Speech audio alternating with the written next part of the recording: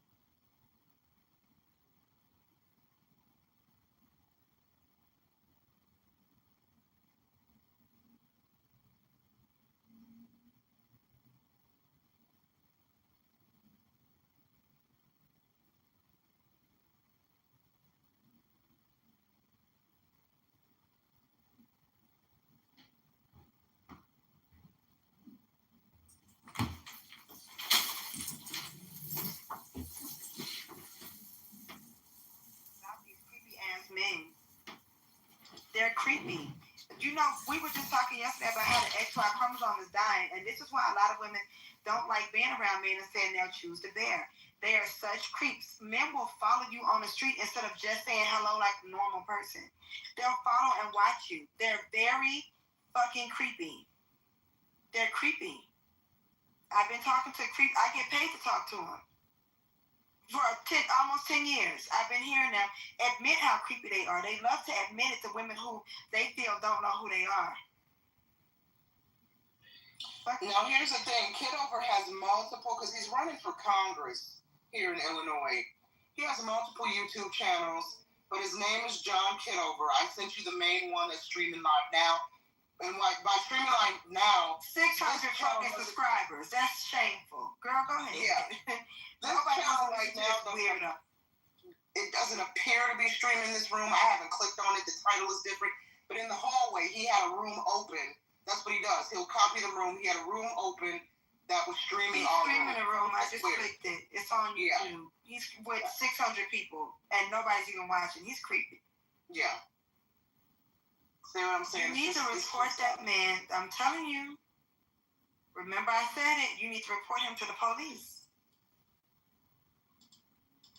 I'm telling you, you need to report him. Yeah, no doubt. Kitover, I don't know why you're in here. I don't know why you're harassing black women. Surely, I mean, doesn't Pepe have a room open right now? Oh, that's right. He got clipped again. But surely you can go in Pepe's room or Brad's room. All the big white content creators that always in one of their rooms and go stream them, right? Where's Matt Cool? Where's who else? Who are some of these other people? Go stream them. Why are you harassing women? It's so weird. It's so weird, and I don't even think you like black women. That's the thing about it. So I don't even know why you're in here. He's going for attention. I would just get back to our conversation because he just wants attention from women. Yeah. That's an energy vampire. Yeah. For real. Something happens when their mothers don't, either their mothers like molest them or their mothers don't love them or something. Because a lot of white men do have that weird incest obsession with their mothers. They talk to me about it on the phone. I have recorded phone calls. I could play for y'all. Y'all wouldn't believe that shit. A lot of white men want to fuck their mothers. Like those weird, creepy beta males, they always have a problem with their mother. So it's every woman's fault that their mother undressed in front of them or whatever happened. This white man, he was just like this creepy stalker. He used to drive to his mother's grave on the phone. He would call me on the phone sex line. He would drive to her grave. He said he had a shovel, and he was going to go dig her up and fuck her bones. I'm not making this up. Like that creepy, stalkerish white male collective, they need to be, like the FBI needs to get on those people because they're really unhinged. They really are. Anyway, welcome in, Johnny. Oh, you say your name is pronounced Yanni? Welcome in. Everybody feel free to ping women into the room. And, welcome. Well, I just want to say I agree with a lot of things you ladies are saying. The men are starting to be, like, untrustworthy and... Starting to be? Well, they've been... Yeah, it's been going on for a while. I was just using that as a, I guess I was being condescending. I don't know. I understand. I'm not picking on you. I just really want to help you with your mindset so that you really understand since the beginning of time, men have been trustworthy. It's dangerous for you to not know that. I really want women to understand since men stepped on planet Earth, they have been dangerous. They always have been. They always will be. But go ahead, Nunu. Go ahead, what you were saying. Go ahead.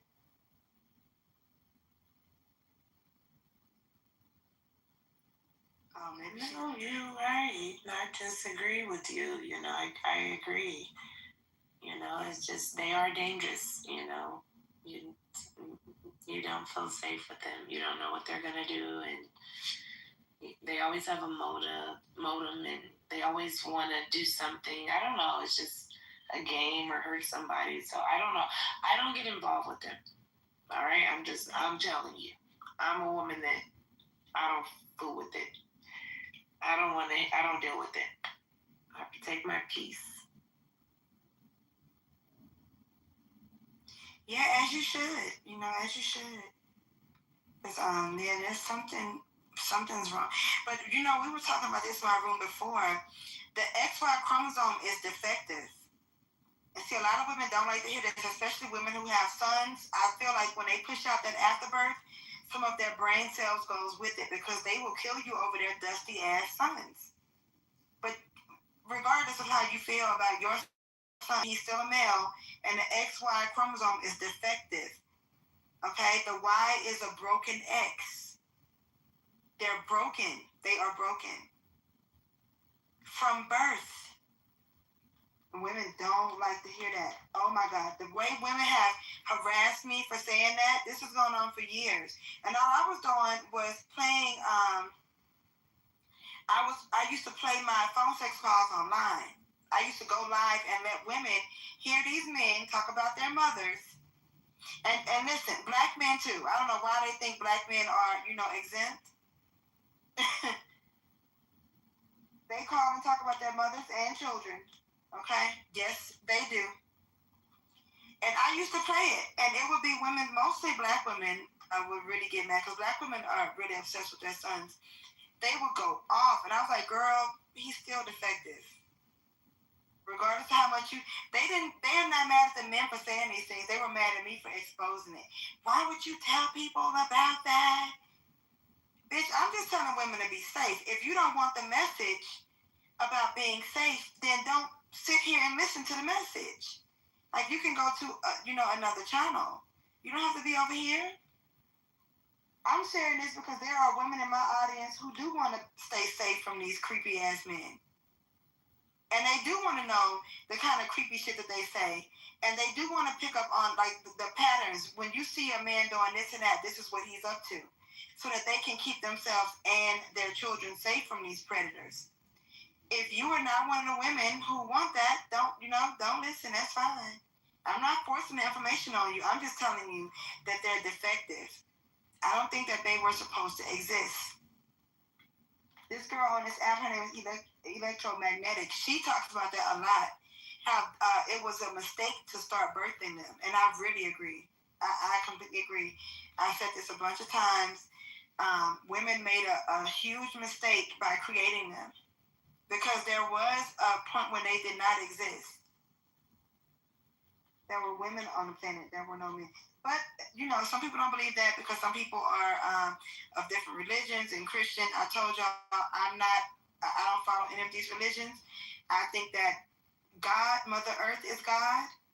I will never understand a male God. I don't know how a male can be God because men don't create. They don't give birth to anything. They don't nurture. That's what women do. Mother Earth, the planet that we live on, is God. That's what I think.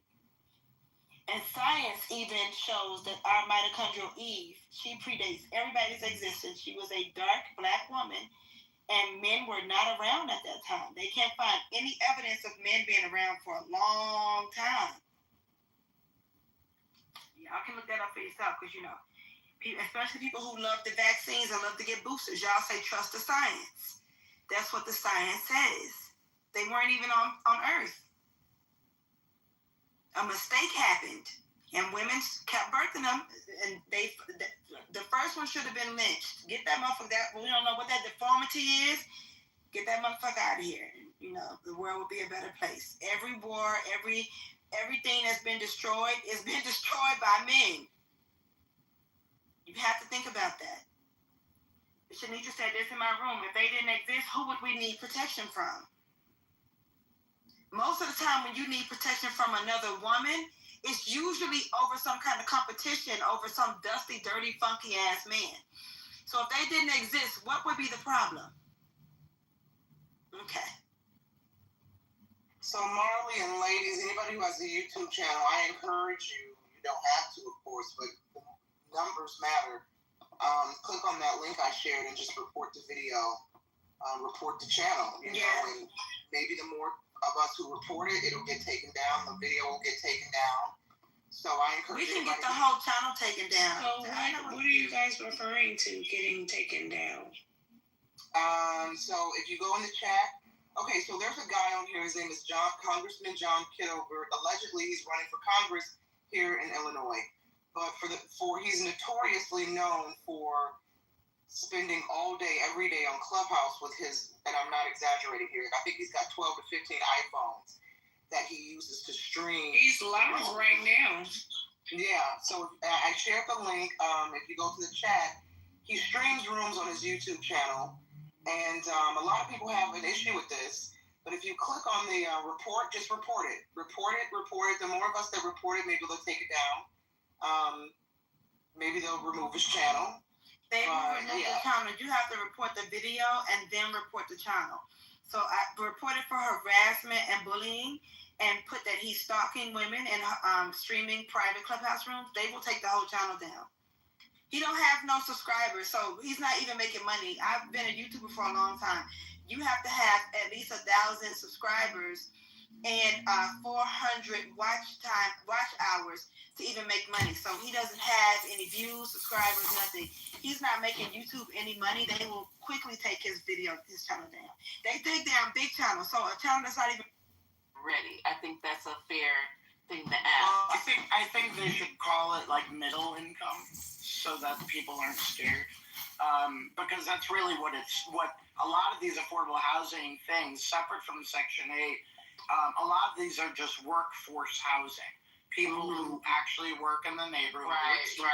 And, whatever, they're firemen, they're whatever they are. They're working nonprofits, and they can afford to live in the neighborhood that they work in. That's all it's for. And I would be considered in that class if I went up there with my salary compared to what the people up there actually make. So they would be getting someone like, a nurse, like you said, firefighter, something like that. They would be getting those people, to my understanding, right? We're not talking about Section 8, right? No. I mean, sister's right in the chat.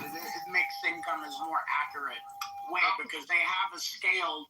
It's scaled. They have a certain amount of apartments set aside for this income range, certain set aside for this income, all the way up to free market. Oh, okay. All right. Thank you, sis. I read what he put in his truth on Truth Social, and once again, he's giving out false information as usual. Okay. All right.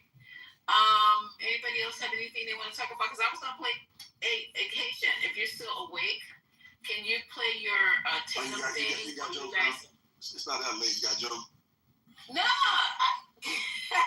I just forgot. I have no gas. Yeah. I need to go grab some gas for tomorrow. That's why I'm back in my car. But if you guys want to, I was gonna play Candace Owens. If somebody wants to play chapter number 236, or we can listen to Haitian's thing until I get home and finish out the night that way.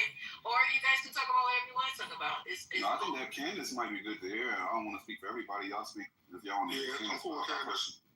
Yeah. Can somebody rent it? Because I can't rent it from the car. It's on YouTube. It's 235, episode 235. Hold on, let me see if I can find it. Oh my God, my water fell on the floor. All right, got it. I'm super dehydrated. What's going on here? Well, if you're not drinking enough water, that's what happens. Better than that, Miss Lisa. You guys, I have no excuse.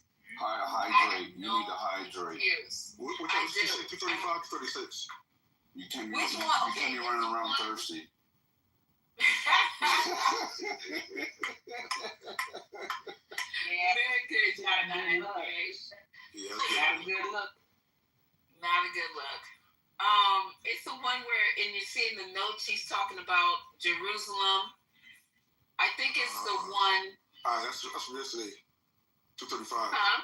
Okay. Yeah, All right. yesterday. And then she has some from today, too. Okay, there we go. I think it's the one from yesterday about Jerusalem. That's the one they want to Okay. hear. All right. All right, I'll be home in a few minutes. I'm just going to grab some gas. Okay.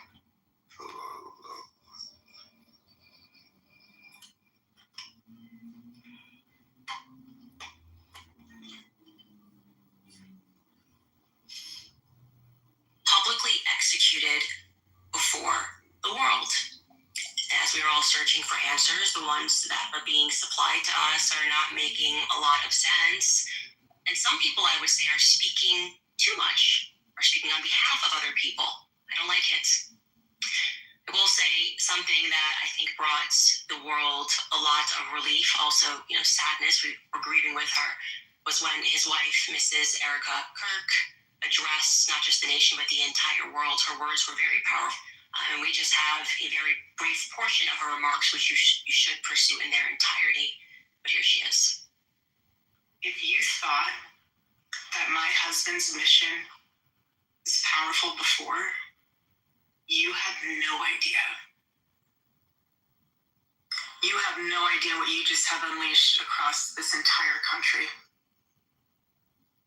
In this world, you have no idea. You have no idea the fire that you have ignited within this wife. The cries of this widow will echo around the world like a battle cry.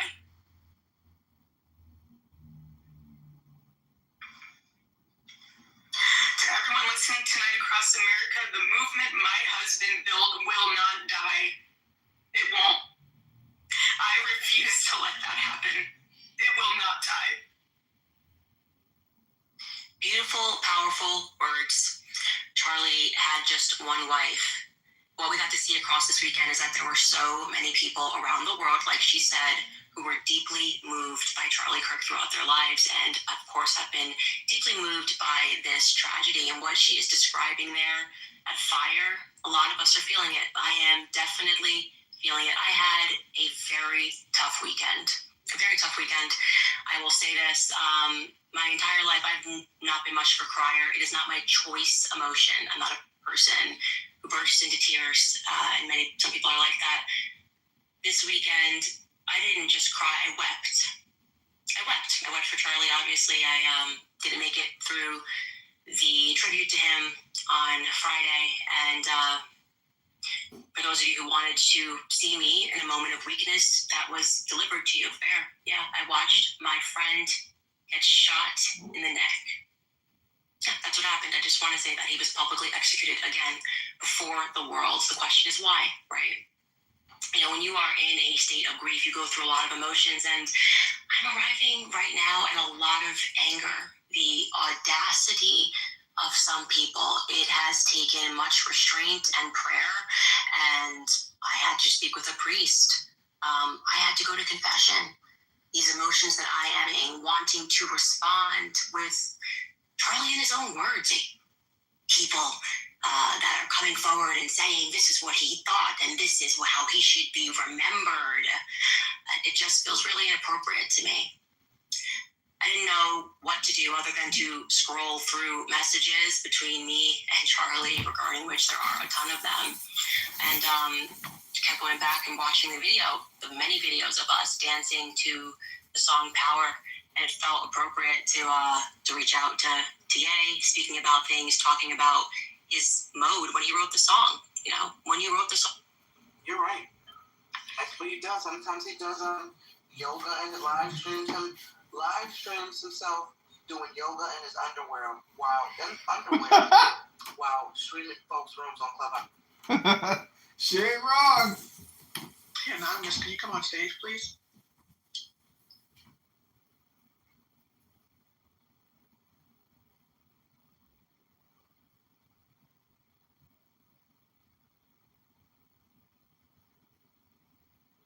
That's probably the same creep. I don't care, because I reported the fuck out that channel and that video. Making it private is not going to do nothing, because I'm petty. I will go report every video. You'll make everything private fucking with me, bitch.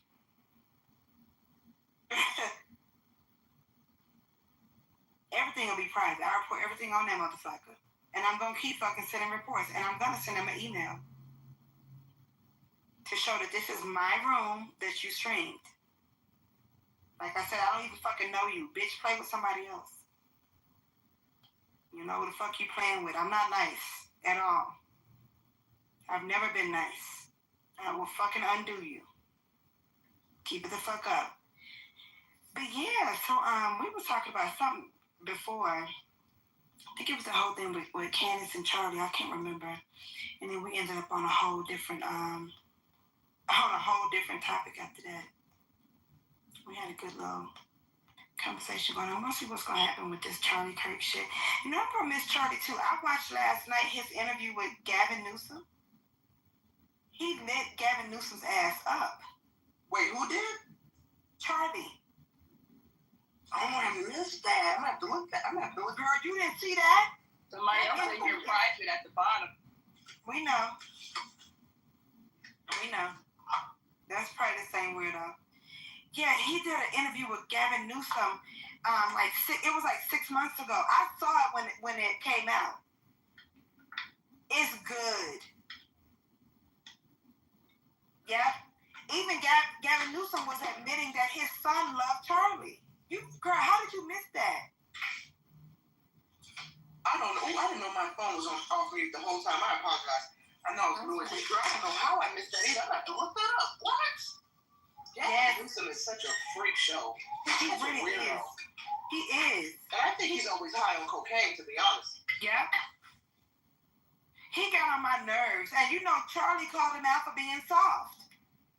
He called Democratic men out for being fucking soft. And they are soft. He was letting them know. He got on his ass. He even talked about, Diamond, did you mean to go down? I don't know what happened. He even talked about how all they do is try to look down on people because of their 50 million degrees. He got on their ass. And Gavin Newsom couldn't even disagree. It was good. You gotta watch that shit. And he told him, he was like, this is why, Trump won. Y'all keep doing this weird shit, and that's not what we did. We didn't do that. I said, yes, Charlie. Tell that motherfucker, hello, Harley Quinn, welcome. Hey, thank you. I appreciate it. Hey, everyone in the room, but I'm also the dude. I'm sorry. Why are you in here? Because you pinged me. I just wanted to clarify that I can leave. No, I didn't know you were a man on my list, so let me block you and remove you. You have a good one. I don't know how you got on my list for me to be able to ping you. With a picture of a cat and that name, I think anybody would probably think you're a fucking woman, you fucking weirdo. They're so creepy. They are creepy. He sounded like a they, them. Probably came in the room before and said he was a woman. That is crazy. And even the queer men, I don't think we can trust them either. I hate to say it. I'm sorry. I can confirm for you that you can't. Have you seen all those weird-ass trans women on TikTok saying that they're going to punch women in the face if we look at them wrong in the bathroom? No, put that in the chat. Yeah. They can't be trusted. They're men. They are ex-wives. The fags can't be trusted either. I don't trust none of them. And they always think somebody hating on them. That's the part where I say something wrong with them.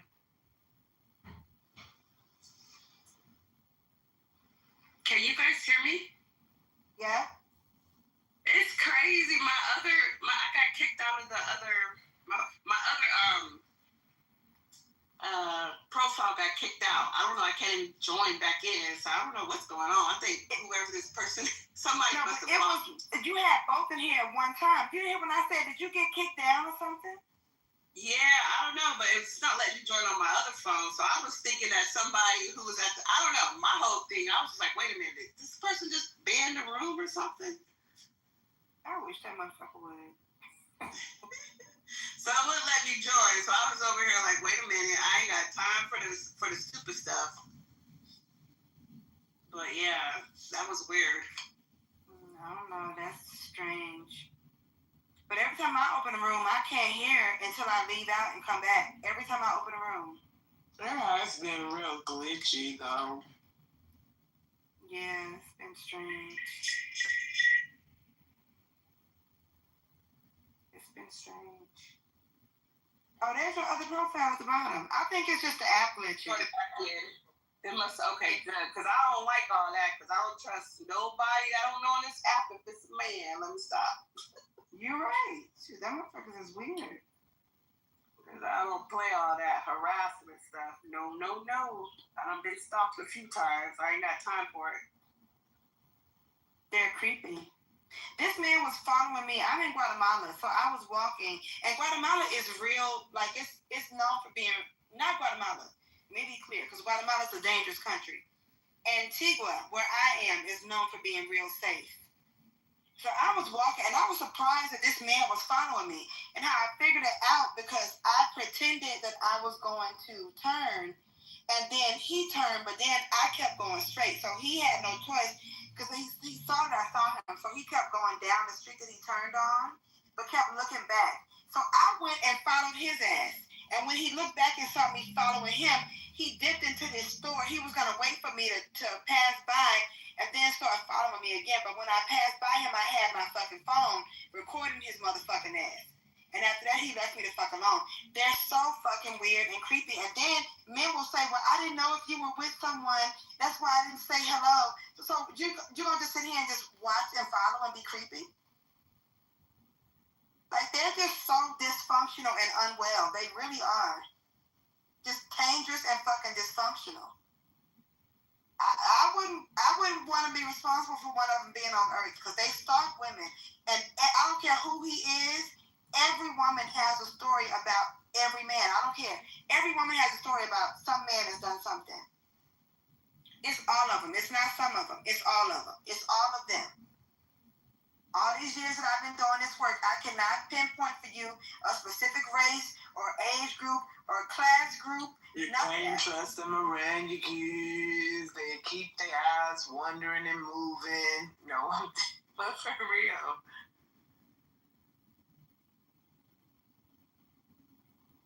The motherfuckers are weird. Hey, Angel, welcome in. So there's a weirdo bitch that comes in this room. I won't say her name, because John is streaming. But I might block this hoe. And I did a little test tonight. I dropped some names purposefully just to see if she'll run back and tell the people whose names I block. I'm just testing this bitch because she doesn't really like me, because she's really cool with one of the white supremacists on this app. I don't know if the girl's black or white. She sounds black when she speaks. She don't use her real picture. But she loves the white supremacist man on this app. And so I made a point to say their names just to see if she'll run back, because I know she's going to run back and tell them. It'll get back to me. And I'm just waiting for a reason to block this bitch, because she called me out one day over, well, can you imagine if she is black? She called me out one day over white supremacist male. Actually, it doesn't matter if she's black or white, but if she is black. This bitch is a trick bag. She cannot be trusted. She was in here the other night. We were in a room. I saw her back in here tonight. Now, who is it? Because I don't know these people. Shit. I don't want these weirdos in my space. Hold on. I'm gonna back tell you her name right now. I'm gonna tell you. Okay, I just sent you her name. I think that's her full name. I only really pay it to, you know how people have a long name in their PTR, you only see the first part. So the first part of her name comes through. The second part, it doesn't. And I forget the second part because I don't click on her PTR. Because she's got a plus, and I don't want that whole thinking I'm looking at her PTR. But that's the first part. So when you see that name pop up, that hoe can't be trusted. She cannot be trusted. And so I'm sure I'll hear probably tomorrow in the days coming. The white supremacists will be in my back channel. No, I heard you was talking about me. No, I wasn't talking about you. I just suggested that John Kitover go in your rooms and stream your rooms. Aren't you the white kings of Clubhouse? Surely y'all are talking about something more interesting than us. So we'll see. John, if you're listening, you'll let me know. Well, maybe not, because I reported your channel, so you're probably mad. But, you know, if you find like you want to get back in my good grace, I'm sure you'll be in there streaming. You'll let me know if that hoe says something. And you'll know who the hoe is when she's... Sure, this is too much. Yeah, I don't know that person, but I just blocked them too.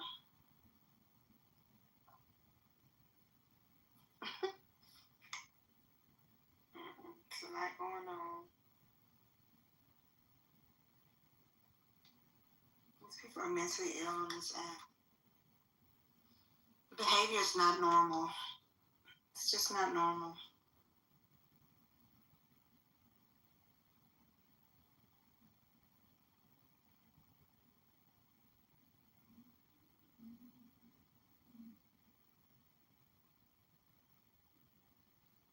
Let me go to YouTube and find this, because I'm going to watch it later. This Charlie Kirk video with Gavin. I can't believe I missed this. It's on Gavin Newsom's YouTube channel. You know, he has that corny ass podcast. And it's on his YouTube channel. It was good. He was telling Charlie Kirk that when he was coming to interview him that morning, his son woke up at 6 a.m. and wanted to come meet Charlie and wouldn't go to school, didn't want to go to school. So Charlie was like, okay, so did you bring him? He was like, no, he went to school. Charlie messy ass was like, why, you closed the schools for 2 years and he can't have one day? I was cracking up. He was on his ass about that COVID shit. It's true though. It's true. They shut everything down. Now your son came this one day to meet Charlie. The hell? His son is probably going to resent him because he could have met him and now that man is dead. He said his son was he really liked Charlie. He really loved him. And his niece was at Charlie's rally like the night before or some shit. So yeah. Yeah, that was good. That was a good episode. If y'all didn't watch it, y'all might want to watch it. If you don't care about politics, you won't care about it, but it was interesting.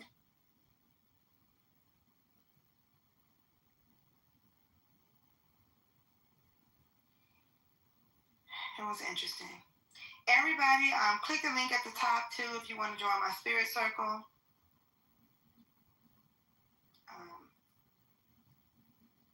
You know, Tom, you've been in my space for a long time. I don't think you've ever been in my spirit circle. I don't know. Maybe you don't care about the spiritual stuff. I haven't been to it. Yeah, you're always in the space. I've never seen you in the spirit circle. But yeah, anybody that wants to join my spirit circle, the 21st is the new moon solar eclipse.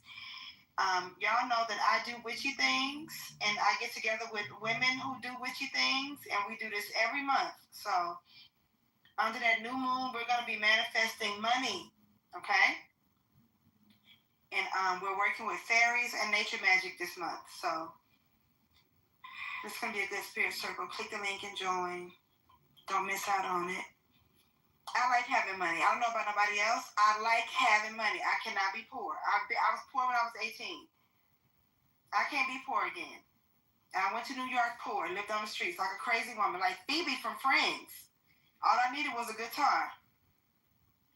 I can't live like that again. I have to be in fancy places and fancy spaces. I love eating out. I love traveling.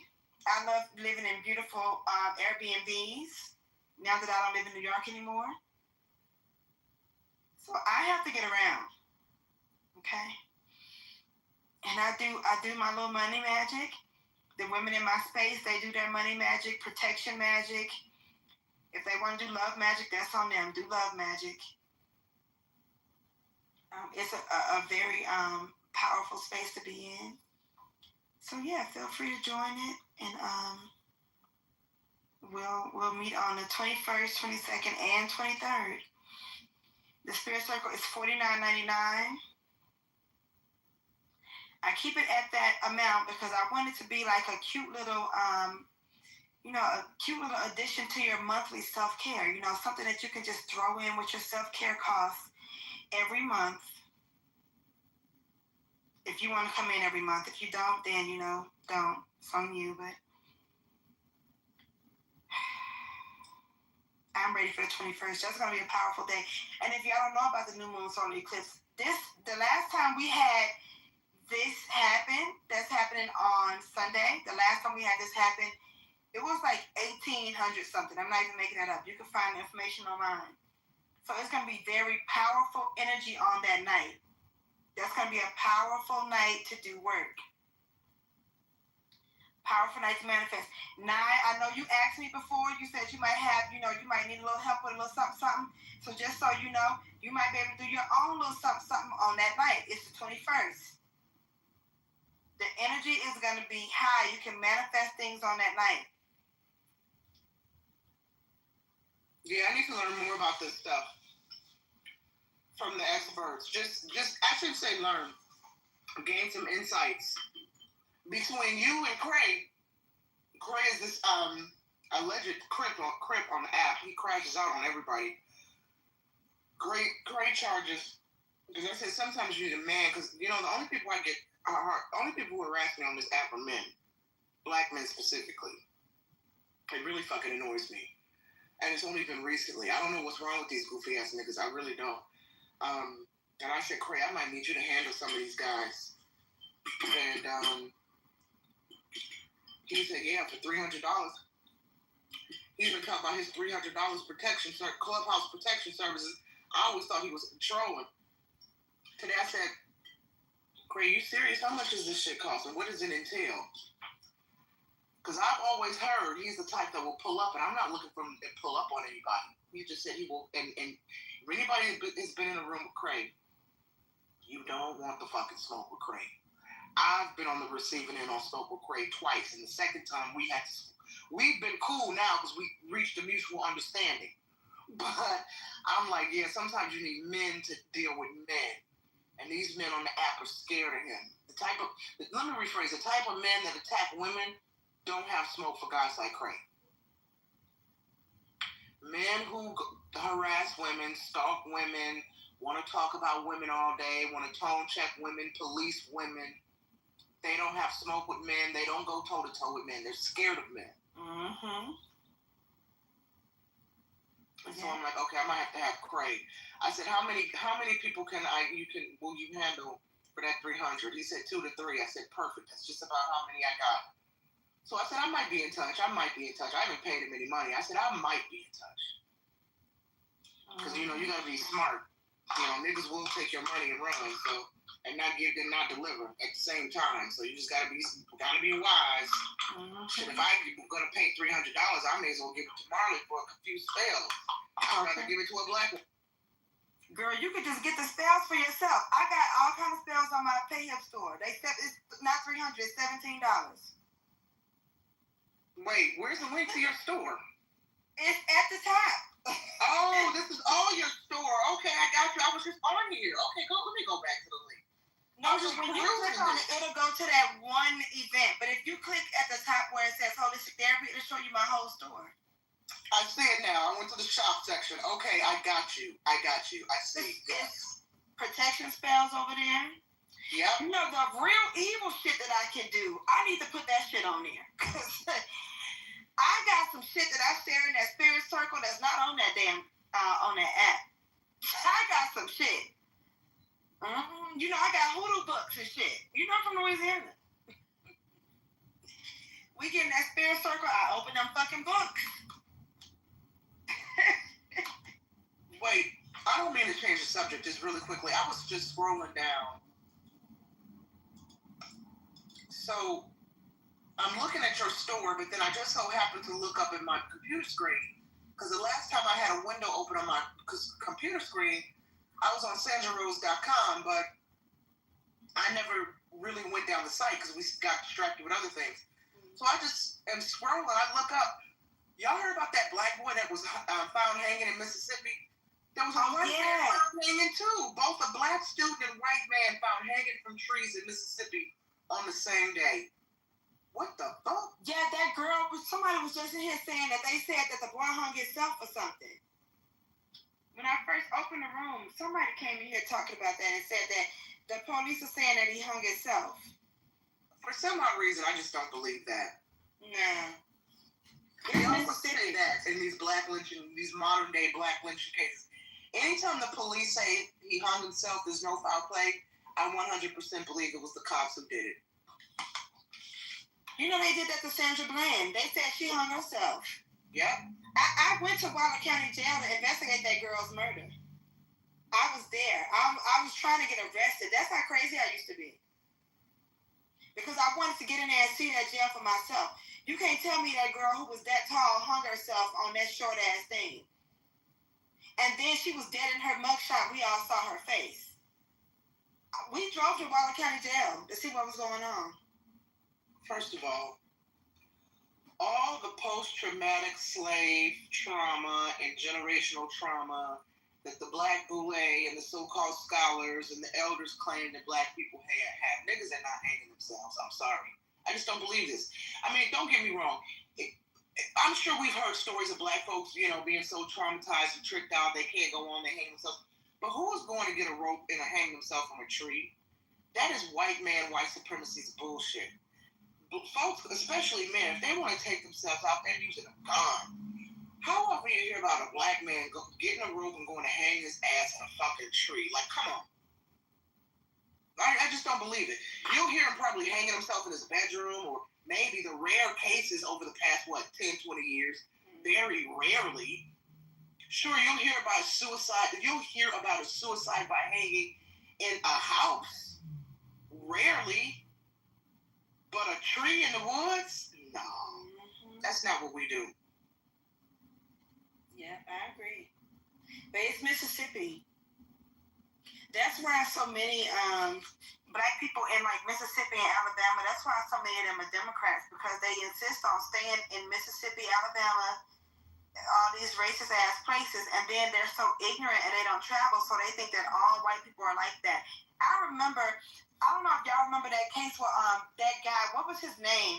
He choked out that nigga on that train that was harassing people. Daniel Penny. Daniel Perry. Let me go look it up. I think it's Daniel Penny. Yeah. So when that happened, first of all, the Black boy that he choked out, that nigga had already punched 2 old people in the face on the train. An old Black woman, he broke her nose, broke her face. He had already attacked 2 elderly people on that train. And then that day when the white boy stopped him, Black people even said that he was on the train saying, "You're going to have to kill me," and all that crazy shit. See, just because Black people are cowardly doesn't mean that white people are. When they come to motherfuckers acting a fool in public. So he choked his ass out. This motherfucking weird lefty gay boy from Alabama somewhere had the nerve to say he didn't have to choke him out. Yes, the fuck he did that. He was going to end up killing somebody. It could have been somebody Black. Y'all don't care about that. You just want Black men to be able to act a damn fool. He gonna say, well, the white boy should have been on his side of town. What the fuck are you talking about, baby? We are not Alabama, Mississippi, where y'all have segregated neighborhoods and shit. We are New York City. We are a fucking melting pot. White people don't have no side of town. And furthermore, Black people wouldn't let them motherfuckers think they can have a side of town in motherfucking New York. We'll burn that bitch down. Exactly. We don't do that weird shit that they do in the Deep South. But they think that everywhere is like that. And so that's why a lot of them are so lefty, crazy Democrat. Because Democrats they really have those people believing that everywhere in America is like Alabama, Mississippi. I wouldn't live there. I don't know why they keep living there. Pack your nigga bags and leave. Maybe you'll go expose yourself to something outside of the racism that and experience something different so you can stop being delusional and crazy. Girl, some people, you couldn't pay me to live down there. Girl, that reminds me of a room I was hosting on Clubhouse some months ago, where there were these 2 young Black folks on the stage. They both lived in the South. And to listen to them talk about their experiences with white people in job was just, it was surprising to me. I mean, Marley, as you know, I'm Generation X. I've been working since I'm 14 years old. I've had all types of jobs, from corporate America to working in the food industry for the past 20 years. As you know, I've worked in film and TV. I lived in LA for 20 years. I worked for all types of studios, production companies. I've worked for A-list filmmakers. I have never experienced the level of so-called racism. And I've been working around white folks my entire life. And I'm not saying none of them were racist. They just didn't bring the bullshit to the job. Okay? Whatever they did in their home and their private lives and their social circle ain't got shit to do with me. But at work, I never saw that bullshit. They're bringing it to work nowadays, girl. Are they? This is crazy. You know what, Nunu? I've had the blessing because what I do now as an entertainment news reporter, I can work from home. As a matter of fact, I have 2 jobs, and both of them, one is non-entertainment related, and the other's entertainment related. And I can work from home and do my job, and I've been working from home. And sometimes with my entertainment job, I do have to travel. But I haven't been in an office environment in years, probably since 2017, to be honest with you. But before transitioning into remote work, I didn't deal with these weirdos. I didn't deal with this. So when I was listening to these young blacks, I felt sorry for these two young blacks, what they were saying about the white folks that they work with and their experience with racist white people in their jobs. And I'm like, holy shit, this is real life. Like I've never experienced anything like this. Even when I worked with white folks who were known for being racist, right? I can think of two right now. This white woman I used to work with many years ago, and a white dude. And folks in the office were warned, so-and-so is racist, so-and-so is racist. But they didn't show that side to me. You know, they knew how to act when they were around their white folks who would accept that type of shit, who wouldn't check them on that shit, right? But they didn't know that that some of these white folks were like, yeah, we're gonna go back and warn the black people who like that you're like this. So, girl, I don't know. I felt sad. I felt really sorry for them, and I told them, I hate that y'all have to experience this, and I hate that you feel like you don't have protections. Because let me tell you something. I worked for two prominent companies way back in the day, and my bosses were just, it had nothing to do with race. They were just narcissistic egomaniacs that didn't know how to manage an office. And their management style created a lot of stress. I sued both these companies, won both times.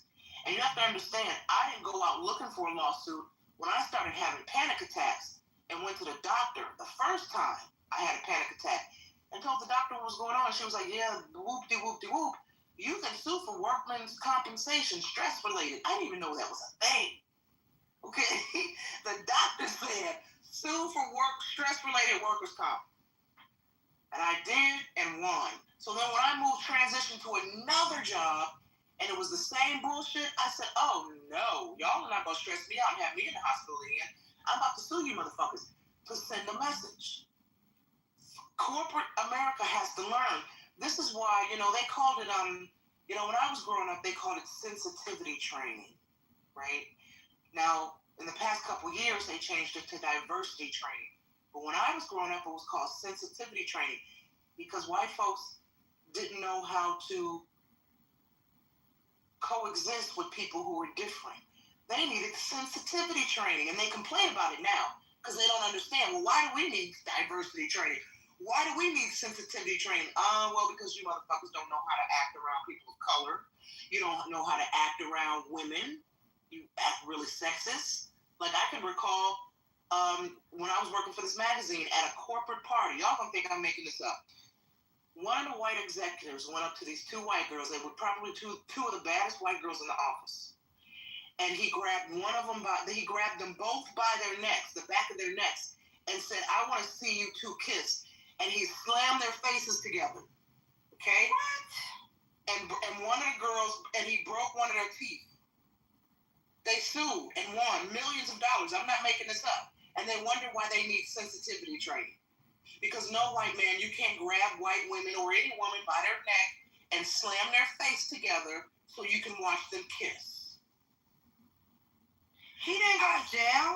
Girl, no, he didn't go to jail. No, they had arbitration and shit. Okay?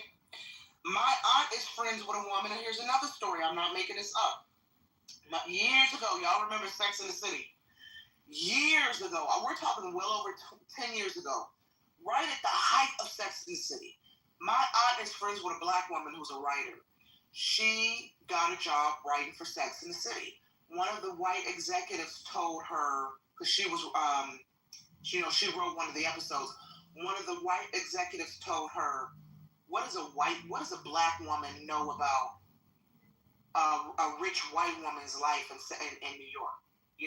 Like basically, she can't write an authentic white woman's voice because she's black. She sued $2 million. I think that's why she sued, because of discrimination. They fired her like, bitch, because he told her, what do you know about, you're black. How can you write about a white woman in New York and her experiences and blah, blah, blah, blah, blah. She sued the motherfuckers, and rightly so, and won. And then they wonder why they need diversity training and sensitivity training. Because you motherfuckers don't know how to act around people who aren't white. You don't know how to act around women. You don't know how to talk to black people and people of color and people from cultural diverse backgrounds, right? You don't know how to, listen, I worked for a company, and the white salesmen, when they would fly in, this is when I was living in LA, we had, this was a film studio I worked for. It was the sales office were white men, and they worked in the field. They didn't work in LA. So I would talk to them on the phone a lot, and they would only fly to the company maybe once or twice a year. And then I always say goofy shit like, Nye, you're not like the blacks. You're not like the other blacks. You talk so proper. You're not like blacks, right? These fools thought that one day the CEO came in. I shouldn't say came in. We were having like some sort of corporate function. And he said so casually, I don't remember what the discussion was about, but he said so casually, because, because Nye comes from Egyptian royalty. He was so serious, and I looked at him, I said, Egyptian royalty? What the fuck are you talking about? I didn't say it like that, but I'm like, what do you mean? I'm black. I'm from Chicago. Like, my parents were, one from my father's side from Louisiana, my mother's side from Mississippi. We ain't no Egyptian royalty. And I said, why do you think my family's from Egyptian royalty? And he said, because of the way you speak. Can you believe it? Wow. These people are crazy. They're fucking delusional. Wow. And they wonder why they need insensitivity and diversity training.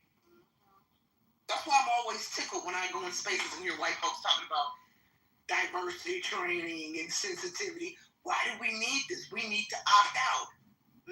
Because you have no cultural experiences. Yeah. You don't know how to talk to black people and Indians and Jews and et cetera, et cetera, et cetera.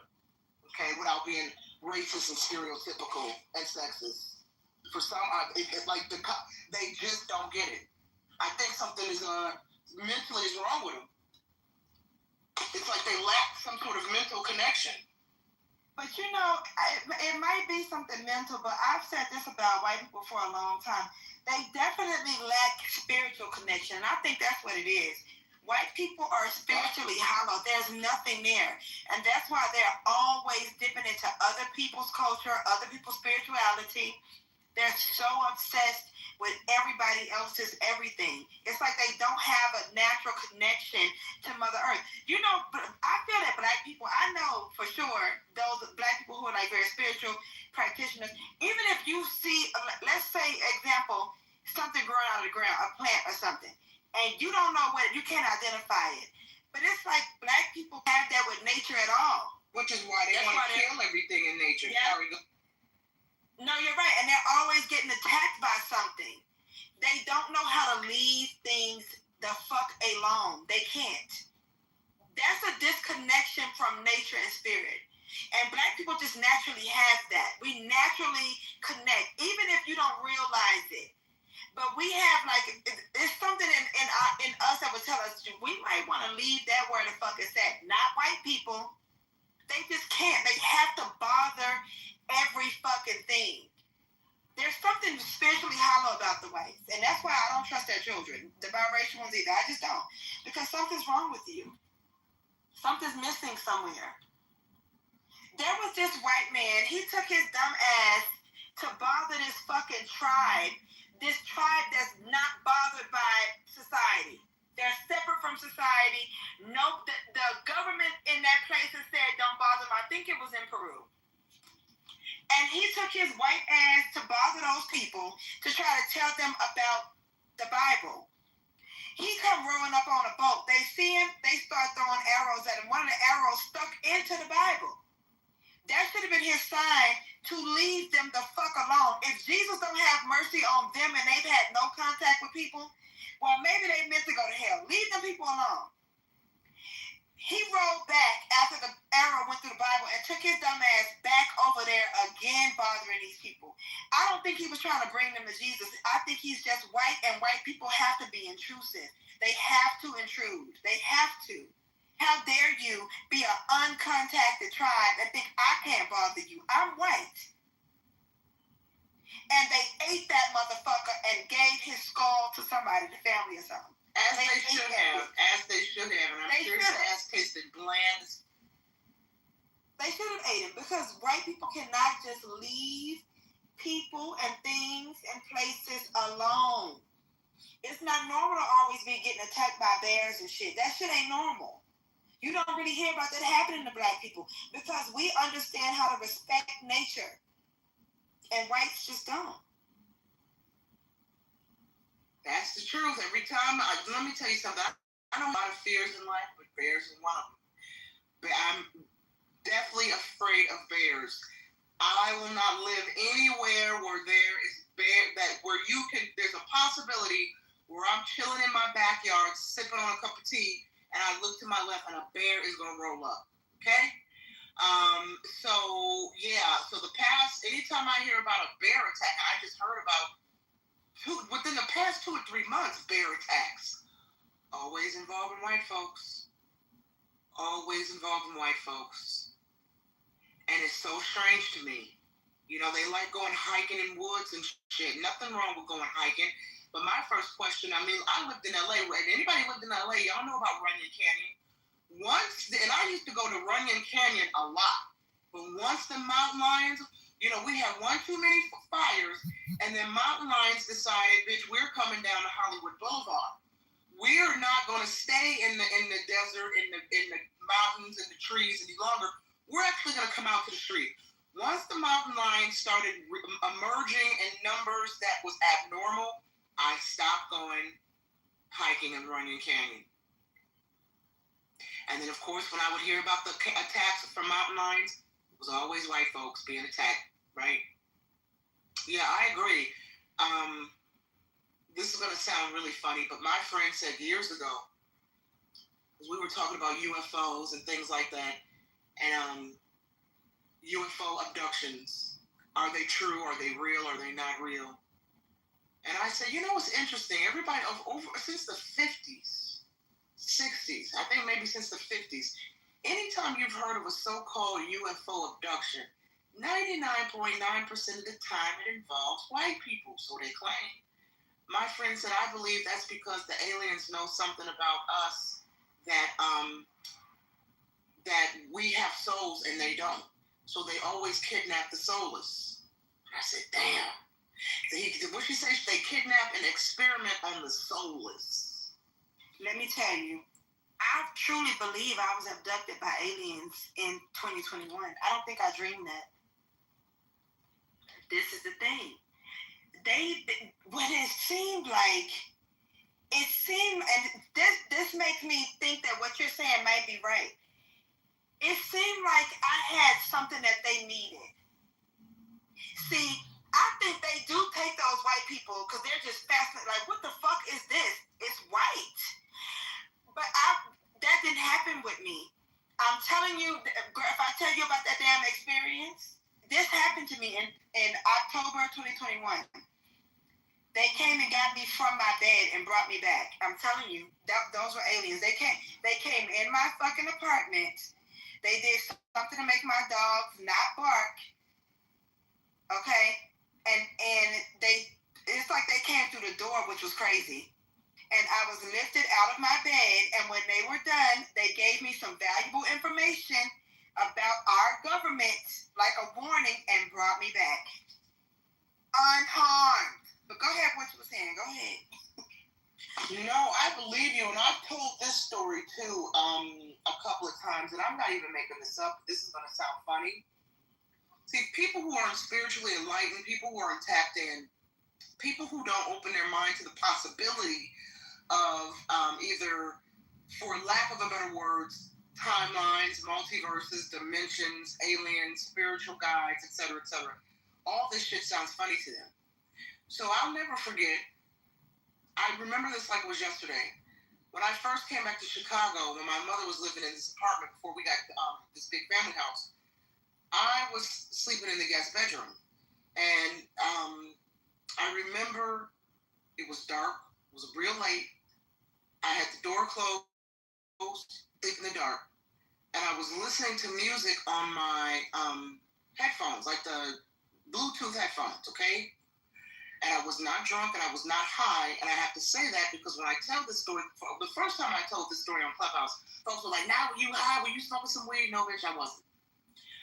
I can't really tell you what happened before I think they're called the shadow men. I'm laying there, not sleep, just listening to the music with my eyes closed. All of a sudden, I felt a presence in the room. Like I just felt that something was in the room with me. So when I open my eyes, I see 5 or 6 shadow figures. They were like these humanoid figures, but you could tell they were human in shape, but just black. They had no physical, no eyes, no nose, but they had the physique of a man, okay? But just completely solid black. And even though the room was solid black, I could still see these shadows.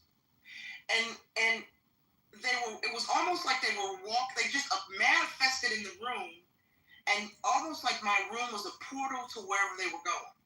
And they were walking through the room, through the door that was closed, right? So on one side of the room was the door, on the other side of the room was a wall with a window. So it was like they were coming out of the wall where the window was, walking through my door. And I wasn't even startled. They didn't speak, but I could hear them saying, it's cool, we're not here to hurt you. Don't be alarmed. Girl, right? This is crazy because they didn't speak to me, but like they communicated it to me. Yes. Go ahead.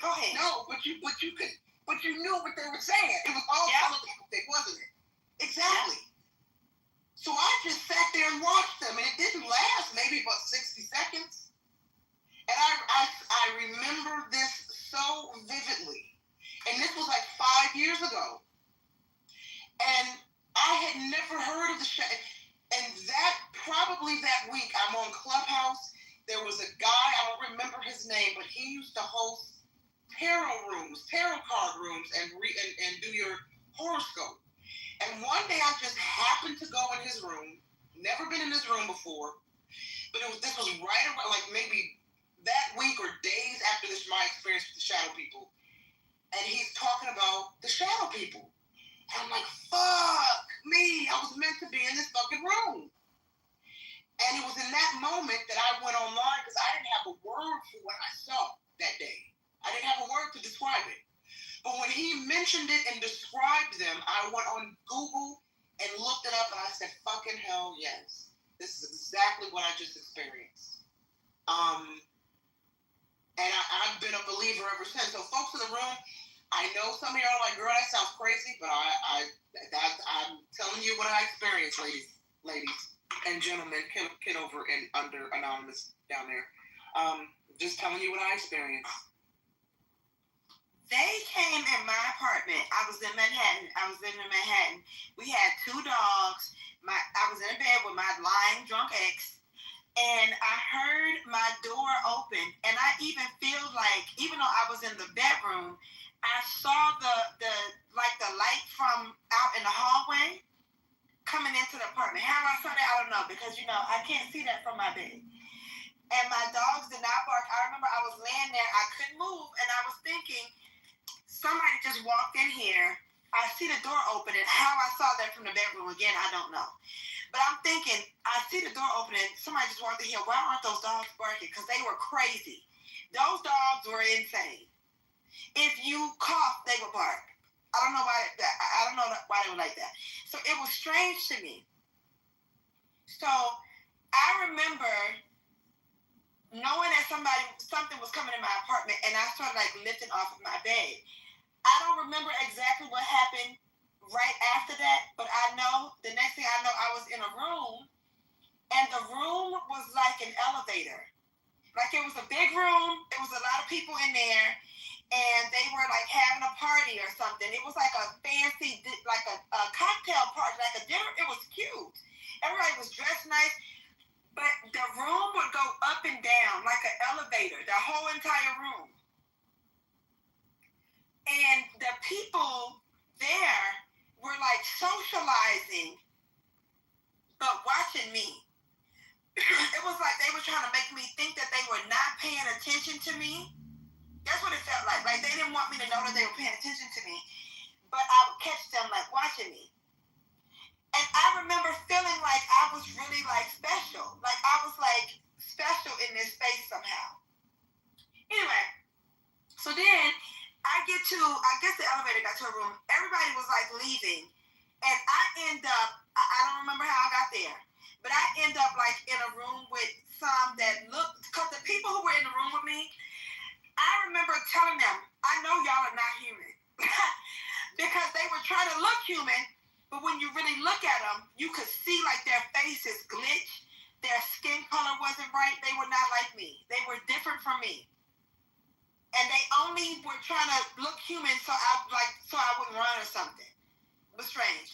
So anyway, I end up in a different room with some that obviously were not like me. They wasn't trying to disguise themselves.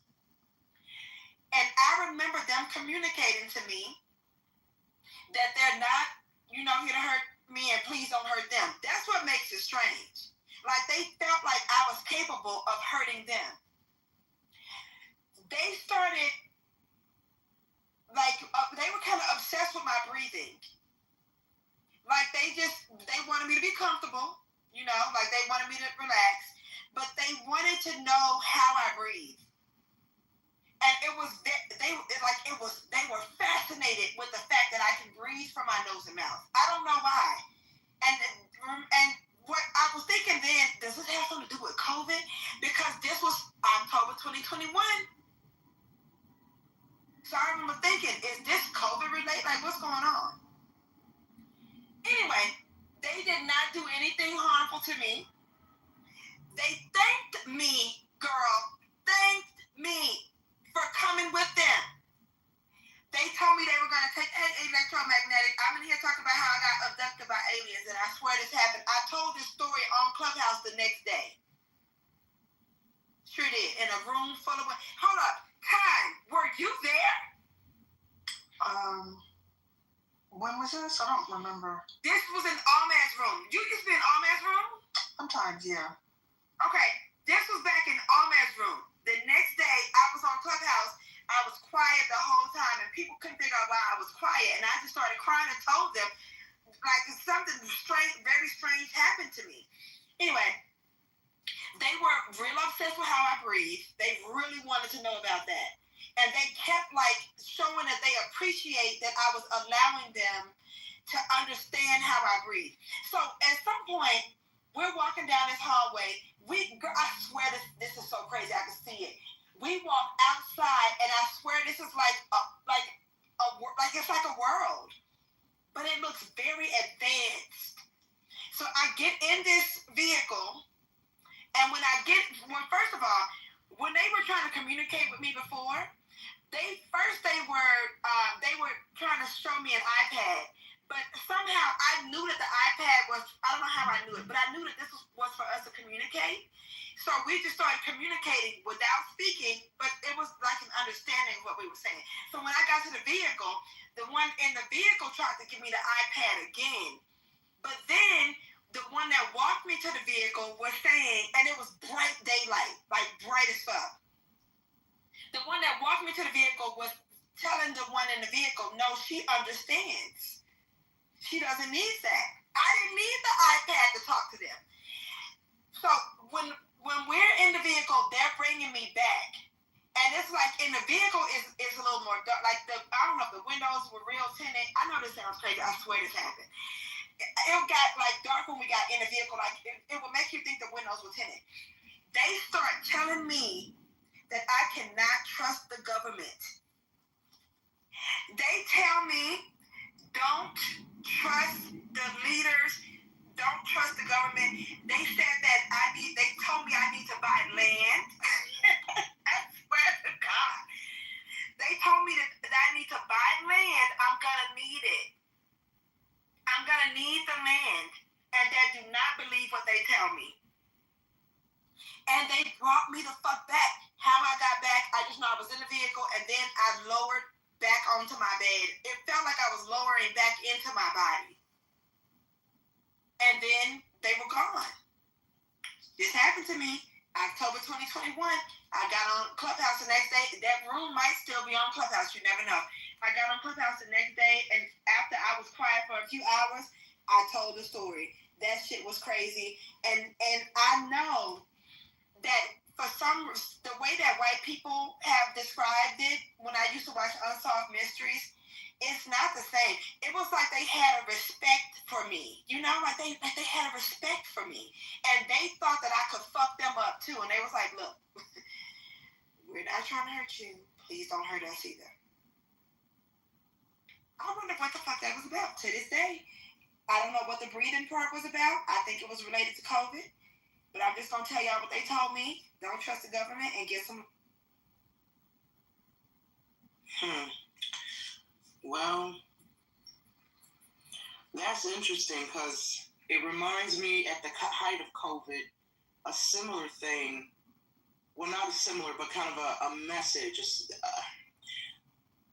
I remember at the height of COVID when they were about to go on these lockdowns, and everybody was tricked out about 6 feet. We gotta stay 6 feet. We gotta mask up. Can't hug grandma. Don't touch your groceries, etc., etc. I remember, because I'm very much spiritual and I believe in the Most High God. I remember my inner voice, which I attribute to God, but I'll just say my inner voice was like, God was telling me, you don't need no damn vaccine. You don't need a mask. You don't need 6 feet and to hide out in the house.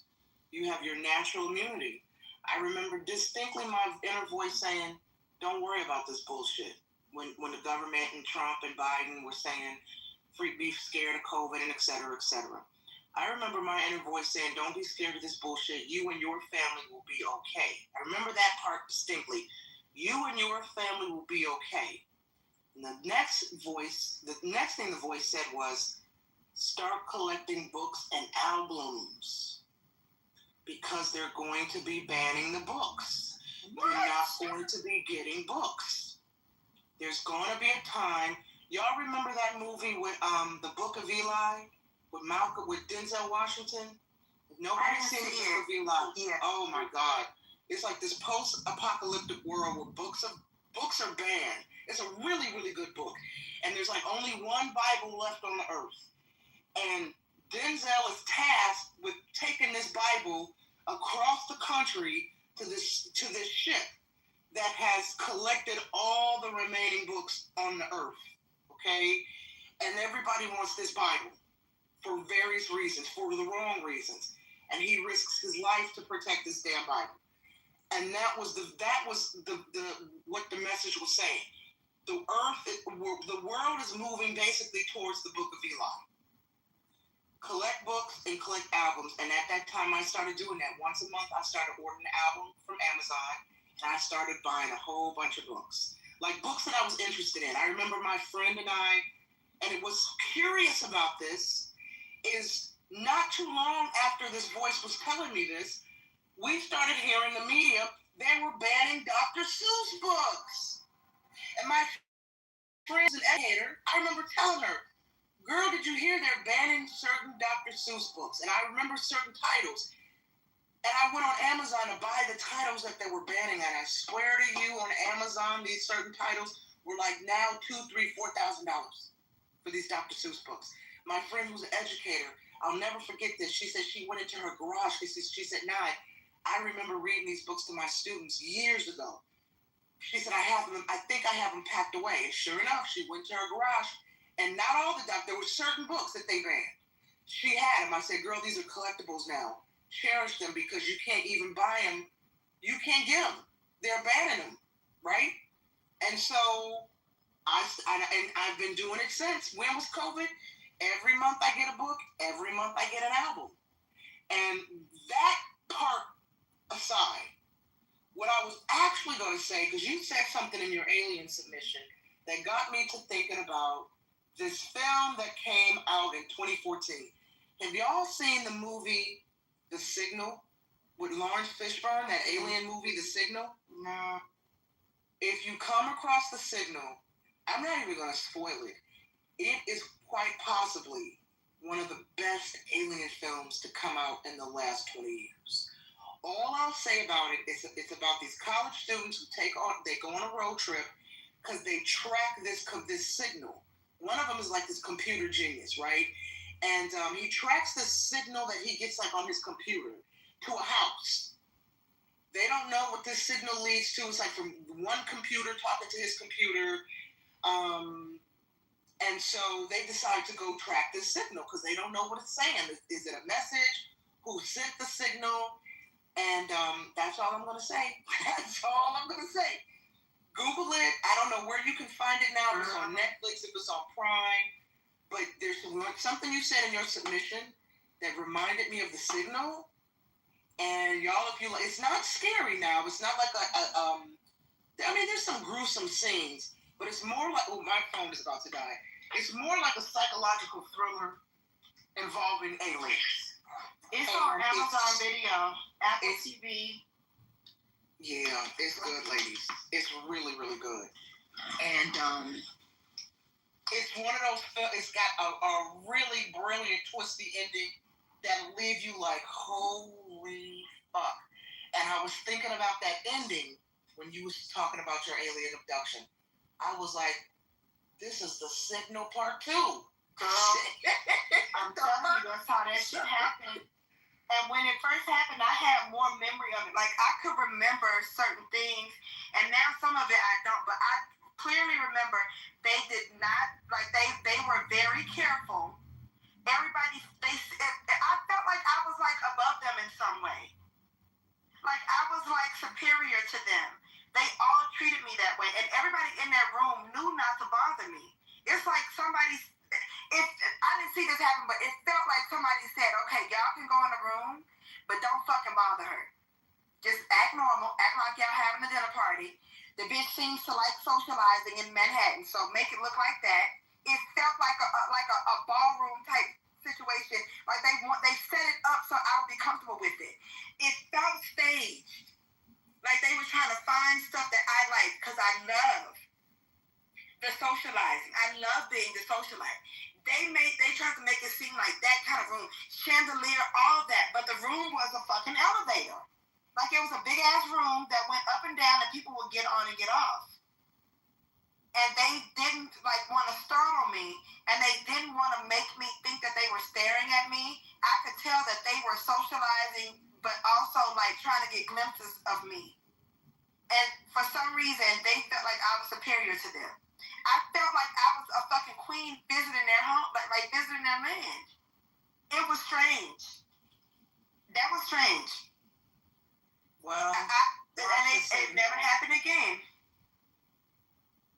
Oh, go ahead. No, I'm sorry, I didn't mean to interrupt. I had clicked on somebody's profile just to see who they were. If they were, yeah, never mind. Yeah, Marley, watch The Signal.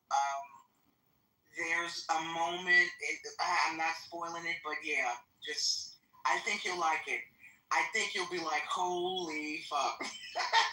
So, there's, what you just said is very much on point with this film.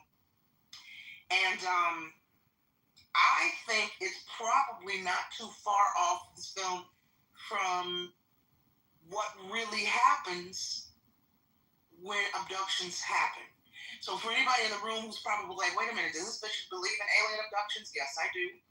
I don't believe that, right? That humans are, we might be the most advanced species in our galaxy. You know, somebody said something to me once that I hadn't really thought about. And because here's the thing, you know, for those in the room who don't know, I am a writer and screenwriter, and I've worked in the entertainment business for a long time. And one of my go-to genre to write about is government conspiracies and alien abductions. I was a huge fan of The Twilight Zone and The X-Files, et cetera, et cetera. So for years, and I'm not exaggerating here, because when I write stories that have to do with aliens and government conspiracies, I always pull from true either true tales or information that the government has already released since Area 51 post, Project Blue Book, Project High Jump. I think Project High Jump was when they allegedly jumped into the Hollow Earth. Admiral Byrd, I think it was Project High Jump is what they called it, I think. So I say that to say that I've been doing research about government involvement with aliens, so-called alien abductions, so-called government using, making a pact with certain alien species. They can abduct so many humans per year in exchange for alien technology, according to the government. Okay? So we have to remember that the government confirmed, 2 or 3 years ago? Interesting timing.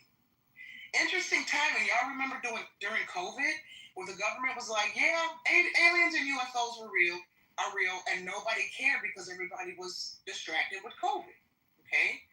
And so I've been doing this research for so long, and one of the things that I've uncovered in my research, if we believe these things, is that there are various alien races. We have the reptilians, we have the Greys, and the movies always touch on the Greys. Now, if you're old enough, you might remember V for Victory back in the 80s, that series V about the reptilians. Folks who kind of follow or go down the alien kind of conspiracy rabbit hole are convinced that reptilians walk among us, that they are skinwalkers. You probably heard the term skinwalkers. Y'all have heard of Skinwalker Ranch. There are people who believe that members of the royal family are skinwalkers. They're reptilians. That some of our global elitists, like the Rockefellers, the Osiri family are reptilians. Again, I know it sounds crazy until you do the research, and then you uncover things that the government has released since the 60s. If they're saying this shit is true, or if it's a trick bag, that's up to our individual interpretation. Okay? So with that said, someone said to me once, which I hadn't considered, that there's a possibility that some of these aliens are actually humans, right, from the future. And we're talking like 20, 30, 40, 50, 60 years in the future. Time travelers. We don't know how long humanity is intended to exist. We don't know if the human race is going to be around 100, 200 years from now. We don't know. And if we are, what will our phenotype, physical, how will we look? How different will the humans of Tomorrowland be physically, mentally, spiritually from the humans of today? And somebody was like, nah, I think the aliens are actually are us from the future, coming back to warn us about certain things, or to provide us with knowledge about certain things, technology about certain things. But one thing I uncovered in my years-long research about these various aliens, alleged aliens, is that the Greys and the reptilians are at war. And they have been for hundreds of years, if not longer.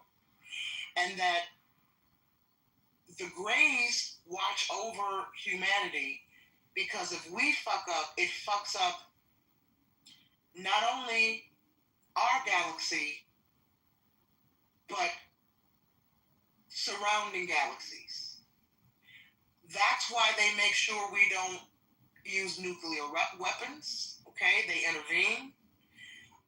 They don't give a fuck about wars and shit because this is pedestrian. The World War I, World War II, the Holocaust and shit. While severe, but necessary in our evolution. It's the complete destruction of humanity that they're concerned about. They're also concerned about the infiltration of reptilians in our government and governments around the world, right? Allegedly. I put in allegedly because I know a lot of folks don't believe this. They think it sounds funny. They think it sounds spooky. But I'm telling you in my research, this is the shit that I've uncovered that the government claims is true. Do with this information what you will. But I'm telling y'all, Hollywood tells you these things in their movies. They put it right out in the forefront because they know folks won't believe it because it's seemingly science fiction. And that's why I mentioned the signal, because I'm thinking, I believe when alien abductions happen, and listening to your tale, Marley, it reminded me of the signal. I think it probably, when humans are abducted and used for experiments, I think they probably, the way it's depicted in the signal, I think that's more truer to real life abductions than we know. And again, I know some of y'all probably haven't seen the signal, but if this type of shit is right up your alley, watch it, okay? And I would be curious to know how y'all feel about it, especially if you believe in aliens and alien abductions, right? Because I certainly do, you know. And I don't know, guys, you know. Listen, and I'll say this and I'll land. A couple months ago, when Donald Trump released the Epstein, when he said he's not going to release the Epstein list, and then we have these little distractions from the Epstein list. One of them was, remember, he's like, yeah, I just unsealed the Martin Luther King file. And folks were like, yeah, some of this information has already been public for a while, sir. This is just a distraction because you won't release that Epstein list. And I was in a room, I host this room on here with JB, as you know. And I said, JB,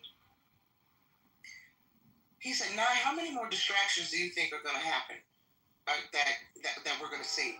I said, JB, and I wish replays were on because I would replay this so y'all know I wasn't bullshit, that I'm not bullshitting with what I'm telling you. But we don't have replays in the room. I said, well, I'm going to tell you what the distractions are going to be, because one thing about humanity, if you study history and history repeats itself, you know what's going to happen next. Nothing is new, nothing is shocking. Everything repeats, right? And so because I love history and because I'm a researcher and because I like to read, you know the playbook. I said, JB, let me tell you what's going to happen. I'm going to tell you what the next distractions are going to be. Either A, we're going to have an alien invasion, and I was kind of being funny. I said, B, either a white girl's going to go missing, and it's going to, grip the nation. It's going to be international headlines. A pretty young white girl is going to go missing. Anybody here in Western society knows almost every year some cute little white girl, some child or young white woman goes missing. Gabby was the last one, if y'all remember. And before her, we had Casey Anthony with her child, the baby down in Florida. I mean, every year, something with a white woman that makes international headlines. And I said, or we're going to have some sort of terrorist shooting, some mass shooting, some sort of shooting that's going to cause all of us to clutch our pearls. And lo and behold, ladies and gentlemen, on this fine day, September 16th, I was just telling JB, I said, JB, I'll be damned if all three haven't come to fruition. Everything I told you 2 months ago, a month or two ago, was going to be a distraction. It's all come to fruition. We didn't have an alien invasion, but what we do have, in case y'all didn't hear, go Google it, NASA and some of your most brilliant scientists claim that there is a planetary-sized UFO ship or rock, they don't even know what the fuck it is, hurling towards the planet. I'm sure some of y'all have heard about this. Okay, I heard them say that they had 7-foot tall black, this man said African Americans. Aliens. Oh yeah, they have that's another thing, another faction of aliens that apparently on the other side of the moon are black female aliens, right? I've got to tell you that story in 1 second. So we've got the UFO distraction that's coming. We have we've had several school shootings, like 2 or 3 since my prediction, And the white girl story, remember the Ukrainian girl that just got stabbed in the neck? It's made international headlines. And lastly, so we've had the UFO, the white girl, and the school shootings, and now Charlie Kirk. All three. It's like predictive programming. All three, right? Now, what's going to be the next distraction from the Epstein files? Well, we're leading up to the fall, winter. Don't be surprised if these loony Democrats come out with another COVID variant. But now, let's go to the aliens on the other side of the moon that they claim on the other side of the moon exists these 7-foot-tall black women who are aliens. Y'all can probably go on Google and YouTube. We're not pulling this out of our ass. This is what your government has been saying since like the fucking 50s and the 60s. Now, is it a trick bag? I don't know. I'm not a scientist. I've not been in the spaceship to see. But this is what I do know. I do know that some years ago, there was a video on YouTube. I'm sure you can still find it. And by you, I'm speaking generally. Where they say that up near the ISS, the International Space Station, exists another kind of space station that they call Santa Claus. It's an alien space station. Okay? The government claims that up in space, and for the record, they also say space, true space is the open. Just think about it. Why were they not able to just go in there and get it done? And I agree with you. I think if they would have gone in there quick and fast, the faster they got the operation over with, the less media attention it would get. The longer we were worried about the hostages too. Don't forget. Oh, stop! No, it. I agree. You guys are amazing people. Better than most of the other groups of people. You're not worried by that kind of stuff, the emotional stuff. You get shit done. Israel gets shit done. Yeah, and they should have. Everybody has to serve. So we have a covenant with our people that if they get captured, we're going to try to get them back. It's the same with the Marines, by the way. But don't you think most of them would have said, go ahead, get it done. Don't worry about us. Remember Black Hawk Down? We don't leave our wounded on the battlefield. We don't leave our buddies behind. I mean, that's the covenant with the parent. Otherwise, how would the parents let their kids go serve in the army? It's a covenant. I know it seems a little, I know it's part of the culture. Yeah. I'm just. They have mandatory conscription. They have mandatory conscription, so they do have to. Yeah. I'm just trying to figure out how to stop the future. People serve with enthusiasm. People Yeah. serve with love, you know. It's like very different in the U.S. Everybody serves and they understand. It's a privilege to serve. It's really different. If I recall correctly, though, in Israel, isn't it kind of, this is what I've been told, and some Israelis, most of the Israelis have agreed with me. Some have said, like, no, that's not true. But like, what you do in the military when you're conscripted kind of sets the tone for. It's kind of like it's like it really can pad your resume significantly. So if you were part of it, you don't have to be like a combat guy. One of the I forget the name of the unit that is in Israel that is more has to do with Intelligence? Well, there's intelligence and then of course like they produce a lot of people that are really good at hacking. And basically they get the smartest people like when you and so like when you get the smartest people from the smartest high school kids from Israel, a lot of them are gonna basically they're gonna be part of these different units where it's just like, oh wow, they teach kids that are like extremely intelligent how to hack shit, and then they're very good at it, and then of course their career possibilities blossom after that. I think that, yes, that's true, and Arabs can serve if they want to. The Druze do serve, the Druzian, which is their own ethnic group and religion. we protect them. They serve they're Arab commanders in the Israeli army. Well, from what I've heard, the Druze are a lot more. This is something I've heard from Jews. They're warriors, man. Is that the Druze Israelis are more. It's not a country I know. They're really loyal warriors. They're more gung ho fighters and even pro-Israeli and enthusiastic to serve in the military than the average Jewish Israeli. And when they got under attack in Syria, they left in jeeps. They went over to Syria from Israel to go defend their fellow Jews. And Israel's like, okay, guys, cool down. We're going to help you here. Don't go in your jeeps. We're going to send the military in. Yeah, I mean, that's loyalty, man. That's something that we wish we had in America, right? A sense of common purpose or common value. I think we've lost that. I think we've lost that for a bunch of reasons. Yes, and it's upsetting. This is why these attacks on Charlie Kirk, I think, are so outrageous. They're just inventing stuff and cutting clips together, like editing different clips together to misrepresent what he said and so forth. It's really outrageous. So the country can't even come together. There's a public execution, and the body isn't cold, and they want to kick the guy or dead body. It's just, it really. I'll say this, Norm. Somebody hacked it. I saw the video of the young Ukrainian woman, very beautiful woman. Now, I would say, I would see her modeling photos. They're like so pretty, freaking gorgeous. And then I saw that. Then I would see her when she got executed, and she looked like a little girl. And her reactions were very. It was pathetic. It was pathetic. Yes, and the first thing I could think is like it's just like that's a little girl. I want to save her. She's a. It had nothing to do with me thinking she's attractive. I just saw how her face was animated. I just wanted to be like, oh my God, you poor little thing.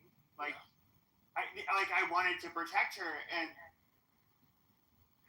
I just see so much disgusting shit. And with Charlie Kirk, I remember when I first heard about it.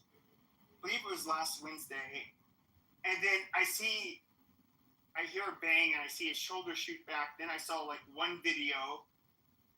I saw what happened to him in this close up, and I'm like, he's dead. You don't survive that.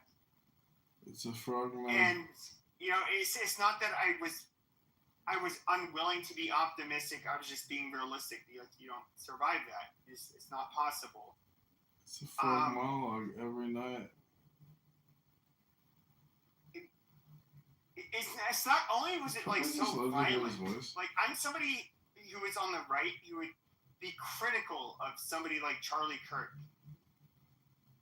And of course, he's somebody he was getting paid. He had to say shit. Where I don't have to worry about donors. I don't have nearly the reach of him as somebody like him. And every Jew has family ties. I could be critical, but he was. First of all, I would say about Charlie Kirk, he was a very effective debater. Them by God. If there's some clips I can share with you, where he was, wow, he's a very good debater. But I was thinking, what if that was Ezra Klein, or some lefty person that was just talking to college students, and I saw that bang, and then the same result. I would say that is so sick. That's so disgusting. It wouldn't happen the other way around because the professors, they're all teaching liberal ideology and stuff. You say it wouldn't, but this is a hypothetical. I'm just saying. Let's just say that, and I'll listen to Ezra Klein. And, us right wingers, I guess, can kind of listen to people on the left, and I don't think he's like Charlie Kirk. I don't think Ezra Klein is a bad person. I think he's actually probably a good person. Just very ideologically different. Yeah, I kind of listen to the Young Turks a bit because I feel like they're they have some integrity because they'll call out their side occasionally. So I feel like they have some, even though I don't agree with a lot of what they say, but I like to watch Anna Kasparian, and I like to watch. Yeah, but Anna Kasparian, I'm trying to think of a really nice way to say this. I think Anna Kasparian is a clout chasing bitch. I don't.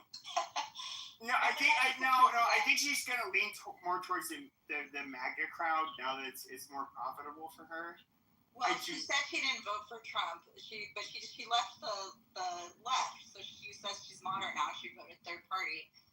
She still says some stuff that's kind of out there, and she's still super critical of Trump. But I don't know. I mean, is everything?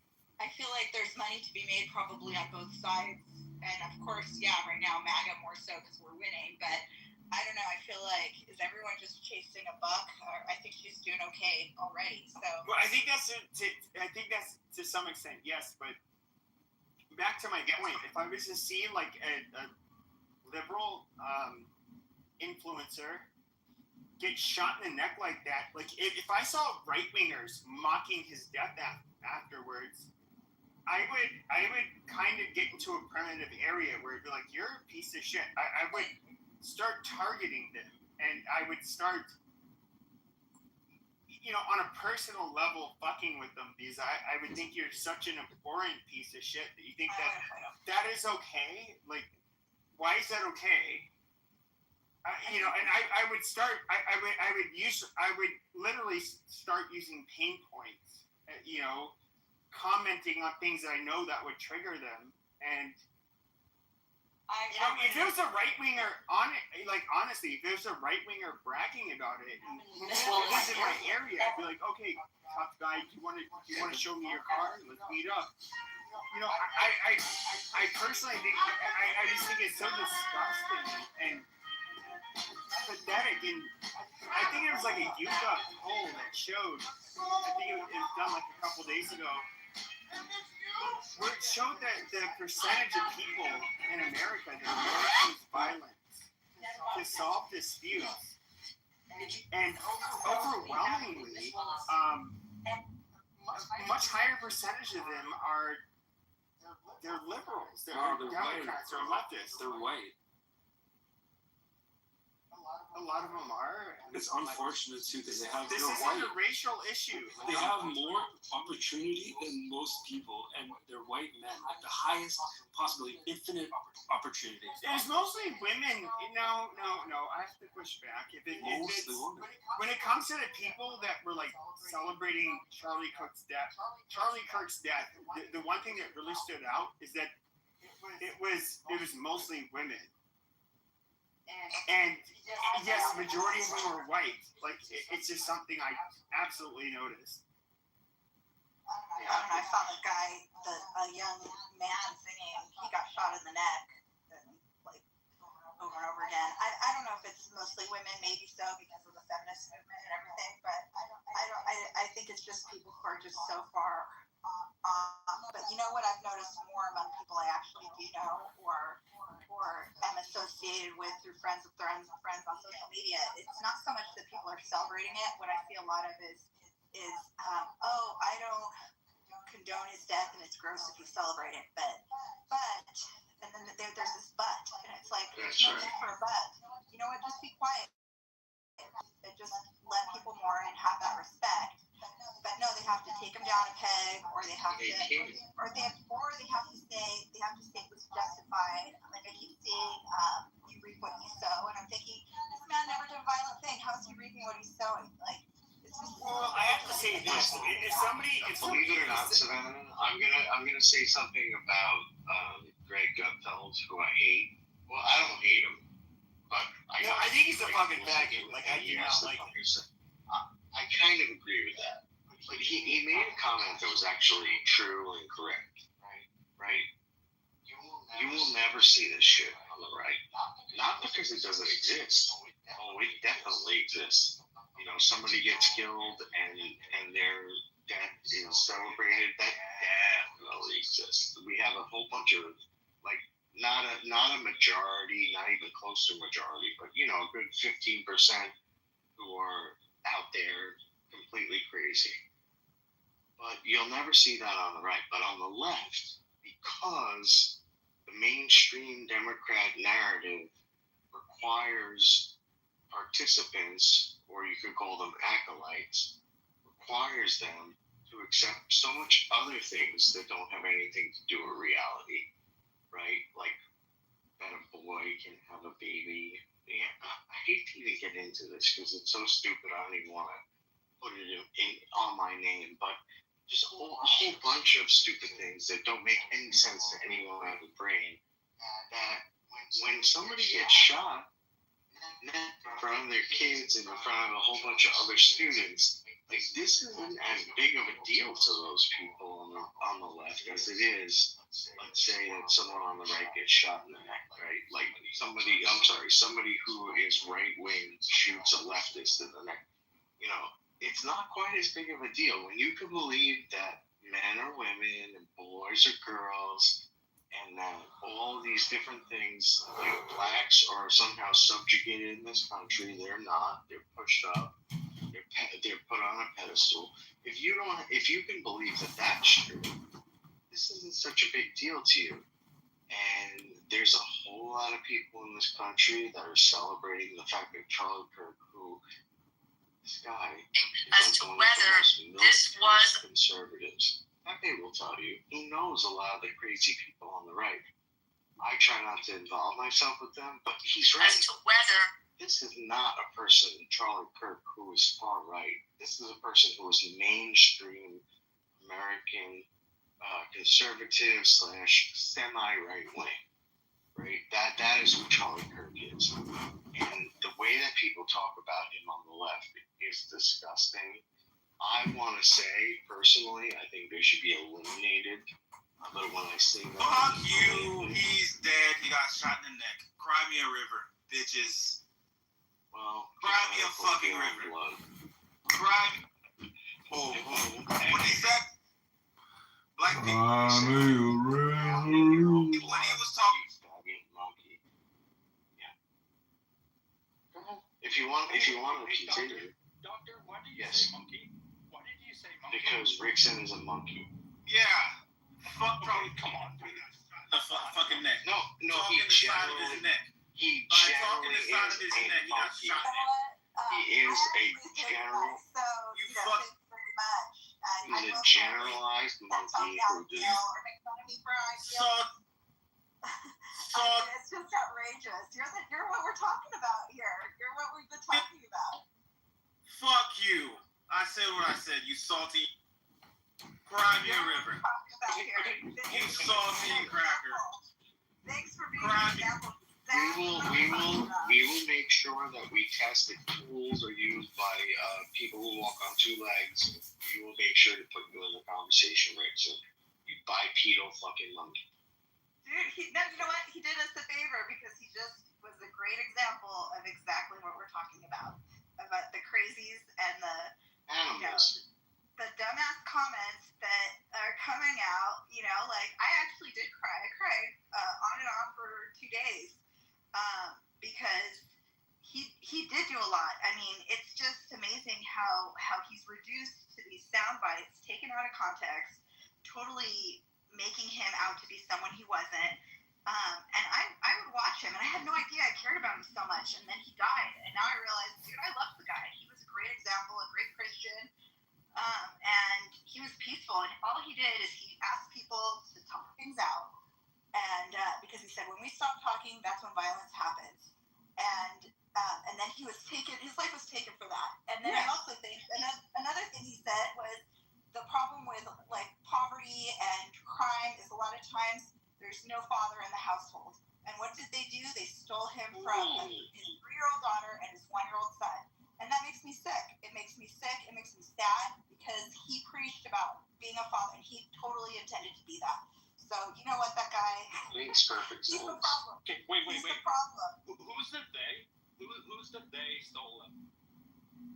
Whoever killed him. Your friend, Stan. Yeah, it might have been state sponsored. It might not have been a lone wolf. It's not a specific day. It's that he was taken. I just think it's ironic and deeply sad that he spoke out about, you know, the problem with people not having having a father. No, it's not a specific person or they. I don't know. I say they because I don't know. The powers that be that took his life. Well, I'll just say this: like Charlie Kirk is the type of guy where I don't have children, but if I did, I'd be like, "What a nice man." Oh yeah, you can take my daughter out. Now, if it was me personally, and I saw me, can I take your daughter out? Oh my God. I would pump the shotgun and be like, "Nope." And so, me too. And, with me saying, see, he has fatherly instincts. He knows what's up. And for myself as well. And so, this guy, he was like legitimately seemed like a really nice person, a good person. He had beliefs that some people found that offensive, but I've actually never seen somebody. And when it comes to him, he was actually like very generous when it came, and charitable with whoever he debated. And like, there's nothing you can really bring up about this guy that shows that he was a bad person. And this is the ironic part. Like, what? How is Charlie Kirk a bad person?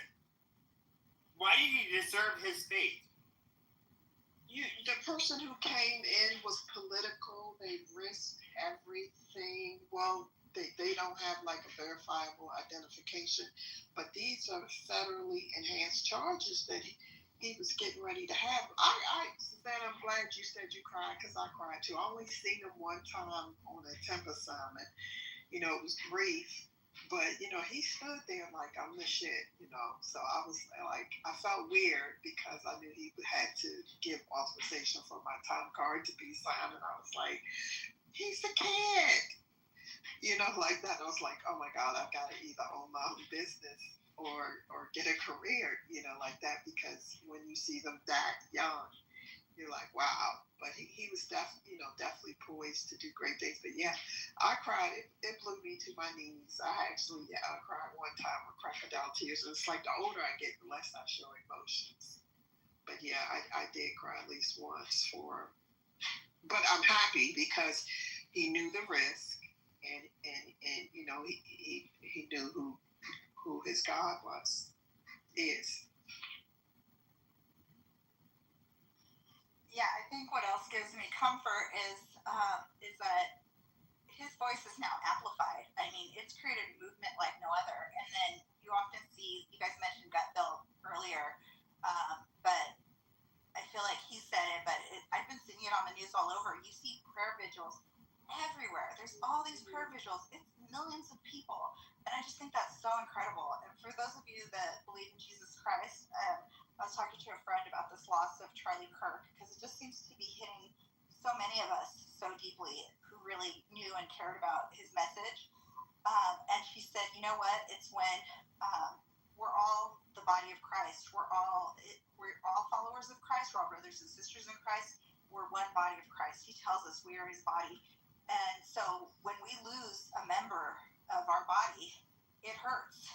And we lost a member of the body of Christ. And so, yeah, and I don't even feel that way. I feel like with God's judgment, maybe he's a saint. Maybe he, has an assignment to do to, come back on the seat of David that would never be empty. But the thing about it is, Charlie represents a Christ-like figure in the fact that when you strike the shepherd, the sheep will stray. So now everybody has, like, I didn't even have time to cry because I just cried for my sister who had died in April. It's no time to be weak or cry because the sheep are in trouble. I yield my mic. Hey, can I say something about this guy? Just real quick, I just want to say I'm so sorry, Connie, for the loss of your sister. I'm sorry for that. Yeah, I was just gonna say, like, George Floyd didn't really die. That's a robot of him. Who is this talking right now? Tony? Me, Private. Me, Tony. Okay, well, believe you. You're absolutely right. Why do you think he's a robot? Yeah, it's like a robot figure with like voice of like a real man. He didn't really die. So I just wanted to say we did all the Black Lives Matter. Amazing. I removed him.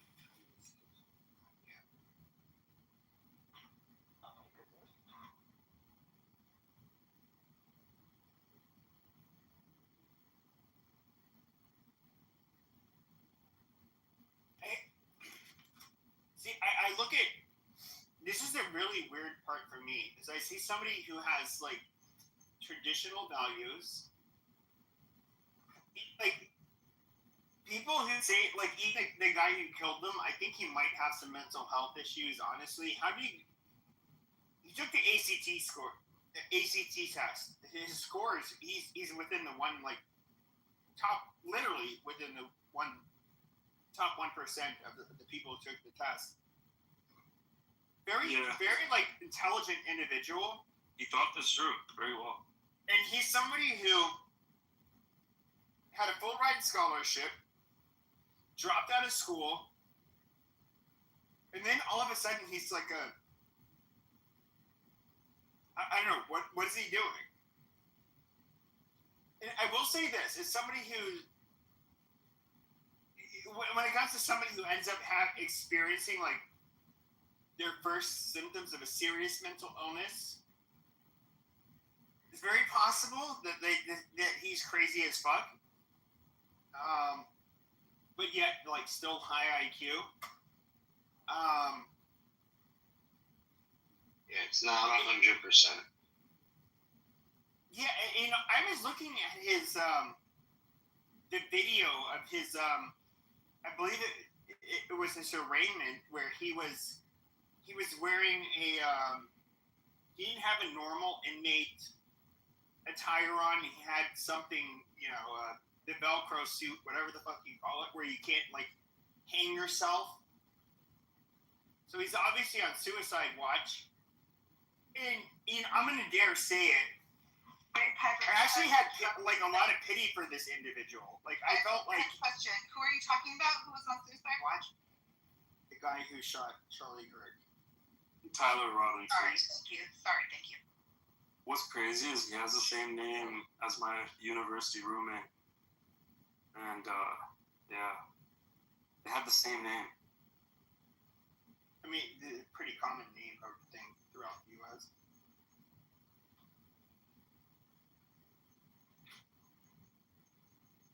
But I do think that, like, even, like, the tweets that came out, or not the tweets, the messages, and the text messages and Discord, what's really weird is he seemed to be like, oh, yeah, you know, sorry, guys, yeah, it was me. And, like, even these trays didn't seem to, like, really be behind it. There was kind of like, are you serious? And I believe it was his roommate. And one of the messages is, like, so sad to see how he died. Like, holy shit. And yet, you know, it was him. Do you believe them? Like, do you believe that this is the guy? Yeah. I'm not saying that I don't. Yeah. 200 yards away. So I'm trying to kind of put this, like, after first buying an AR-15 and then like shooting, and I'm talking like I was in the military. I wasn't given like hundreds or thousands of rounds to practice with, but like, that shot seems weird. Around 200 yards away, like just standing, not lying down prone. I get, you know, it was rough if I was to place it on the chest of the silhouette. You know, I like nearly every shot was going to go into that area. And that's just standing and not like really having to control my breathing, all of that shit. And he had a 30-06 hunting rifle. And like with a 30-06, the trajectory is a lot flatter. Yeah, and it's a bigger bullet. Yep. Yes, with a much higher charge, and it was a weapon that was used in war, but it's meant to also, you know, it's mainly used now, you know, to take down big game.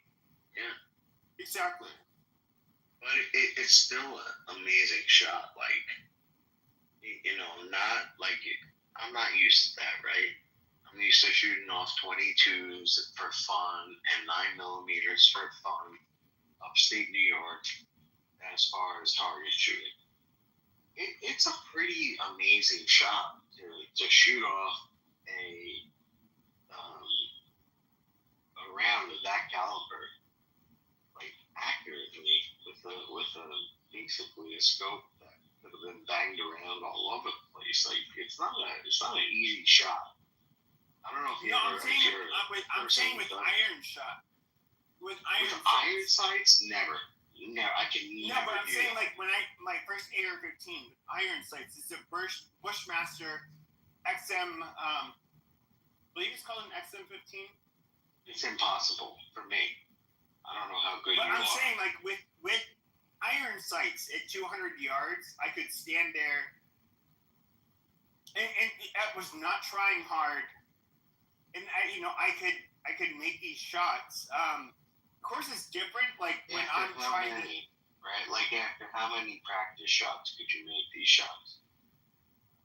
It's just like maybe even without like warming up, like I it wasn't that big of a, wasn't that hard. I'm Are we sorry. talking about the Charlie shot? Yeah, the Charlie shot. Like I couldn't make that shot off the first You shot. have to zero your rifle. But did you? Exactly. Hey guys, did you see that last video on Threads where the guy was tucking his cuff around his bicep as to allude that the bullet came out of? I'm like, that must have been a small but powerful bullet. I saw that. A friend sent it to me, but it just looks It was like a 308. What's a 308? It's a regular military. I would be admitting to doing something illegal. There may have been a person with a 30-06 that had tracer ammunition, and it was fired off in the air. And I could see how far it would go.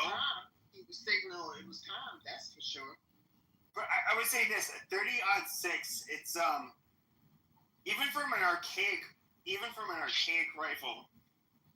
Okay, so if you're used to shooting like 5.56, 223 has a little bit of a lighter charge, not too much of a noticeable difference. But then you shoot a 30-06 rifle, it's not even like as bad as like a 20 cal like shotgun, but it definitely noticeable. You think it was a 223? Hmm? You think it was a 223? No, it was a 30-06 is what was used to kill him. I think it was a 308, and because I could just tell from like the shockwave that went through his body, like when the bullet How hit can him, you right? tell the difference between a 30-06 and a 308? I'd love to hear this. No, I'm not saying that. I'm saying it's not a 223. We know it wasn't. It was a 30-06. Yeah, you're saying 223, so I thought maybe you were talking about like the guy. No, I'm talking about the difference between the recoil with the 30-06 versus a 223, which recoil is the recoil of a 223. It's not like with the buffer spring system and everything that you see in an AR-15. There's like a lot of argument online. I don't know what's true, what's not. That it might even have negative recoil. So like if you're taking rapid shots, when it comes to the muzzle flip, and of course like if you do like a C grip on a hand guard and you have your elbow like raised so it's parallel to the hand guard, generally that will stop the muzzle flip. And so you can take really rapid shots. It's super easy. With the 30-06, it's a whole different fucking story. Like I would not be able to like shoot the same way. I'm not a ballistics expert, to be honest. Like I just shoot guns. But I think that I know. What I agree with initially with what Doctor was saying, that you do need, because I've been a sniper, not a very good one, but I've shot quite a few sniper bullets, and I think that What do you mean he shot sniper bullets? Like, but no sniper says that they shot sniper bullets. He's not a sniper though. He's just a homie. He's not. You're not a sniper. You fucking LARPing. But he shot a sniper. It's different. LARPing. Yeah, you're LARPing. You said I shoot bullets. No sniper would use that phrase. Like, you fucking faggot, like, fake stolen valor piece of shit. Like, you are. Who's talking about being in the military? Okay, but you said you're an experienced sniper. Where do you learn how to be a sniper? What does that have to do with You being in the stupid military? faggot. Okay. All right. You know what? You're You're just a cartoon character. You're not real. Okay, so since you're a LARPing piece of shit, I'm a trained sniper. You get trained to be a sniper in the military. You know, there's some law enforcement agencies that I guess can teach you to do that, but they would not say use the term bullet. Like, you're such a what a fucking retard.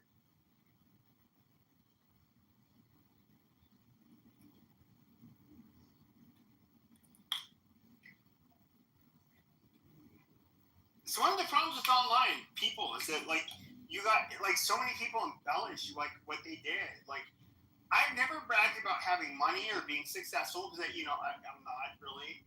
And I just, like, you know, I run my mouth. I say my shit on here. I'm nobody's guru. I cannot say that I have any kind of, like, good advice for anybody. I'm not going to sell you anything. Because, you know, what am I going to sell you? I cannot sell tell you that I could fix. You can sell yourself.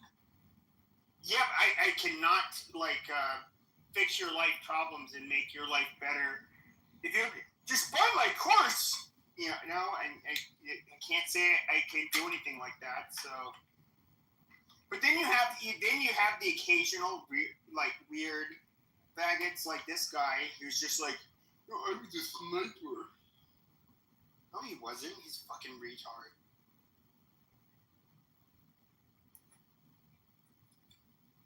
Okay, I think that's something you should get your ass beat for. Like, if you get caught like lying about like being a fucking, especially, and I know, like, it's my understanding most stolen valor occurs within the military. In other words, it's people embellishing their claims or embellishing like what they actually did in the military, and they get called out for it. But when it comes to like a lot of people that never were in the military, I'm a trained sniper. I have a secret CIA, you know, Black Ops. My shit's it's very super confidential, so, you know, but I was basically an assassin for the CIA. Like, no, like, you faggots deserve an ass whooping. I mean, I'm like, you guys are so over the top that, like, I'm sorry, just, you need an ass whoop. You need to be humble. I was never in the military, you know. What? Here's a really weird thing. Now, I can understand you have, like, pieces of shit like JB who have to, like, embellish a story about themselves. Because in real life, he's a low-class piece of shit.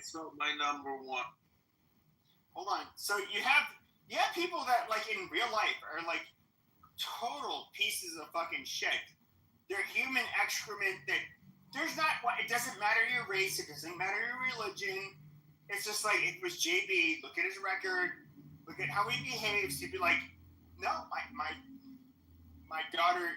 So look, maybe I would get a shotgun put in my face, like, get away from my daughter. And it's amazing. Okay, fine. But with him, it would just be like, boom. They like, there wouldn't be a warning. Because, like, you know, that's the kind of person he was. Or is, I should say. You know, I don't know. But there's no reason. You know what's really more pathetic than being like, I'm a nobody. Like, I didn't make a bunch of money. I'm not I'm not a guru. I'm not somebody who's ever, like, embellished any claims of success or whatever. And so, like, let's just say I was to ever get doxxed. You'd be like, oh, okay, he doesn't have, like, a criminal record, amazing. What are you going to bash me for? I didn't claim I had, like some kind of fucking empire where I was making, like, a shit ton of money. But then you have a lot of the losers on this app that are just like, oh, yeah, you know, I'm super big shit. And then, of course, it's very easy to figure, you know, to catch these people lying because, okay, bro, where's your business? You make all this money, but you don't have any social media presence. You don't, like, where is it? Where can I look you up? See, you know, you know what's worse than being, so somebody like me, it's like, okay, I found your real identity. But then it's just like, whoa, but he didn't, like, exaggerate or lie about anything. But then you get, like, the people that's just like, oh, they absolutely lied about everything. Like, which person are you going to say is, like, way worse? Or I should say pathetic. Like, I don't need to, like, LARP as a fucking war veteran. Somebody's never even been in the fucking military. Like, I don't know anything about the military. She's just a nurse on a psych ward, Pepe. Amazing. Hold on a second. I'm going to go ahead and... No. I didn't, but... JB lost, you know, a healthy debates. You lost white America. Looks like, you know... I've lost it twice, yeah. Yeah, but the thing is, though, see, like... The thing about, like, a faggot like JB is that... What made him really mad today is that he opened up a room. It didn't have many people in it. I opened up a room. You know, I have way more people in it than him. And I don't really care about the number of people I get in my room. But I know that it bothers him. And then he ended up, like, you know, a few people that are, like, big on the app ended up showing up. And, of course, he's going to mod them. And people are going to come into his room. And you know, he's somebody who cannot stand, like, competition. So he has to, like, resort to, like, you know, basically... Why didn't he have a falling... Joe, you need to... Joe, he dogs my family. He's such a horrible person. He's, you know, that's what he has to resort to. And it's just like, in other words, Joe, I don't want this guy to open up rooms when I have rooms. Even though I'm the actual doxer, or he's the actual doxer, I should say, he can't stand it. Because I'll steal his limelight. That's funny. Like, let me look. How many friends do I have? 18.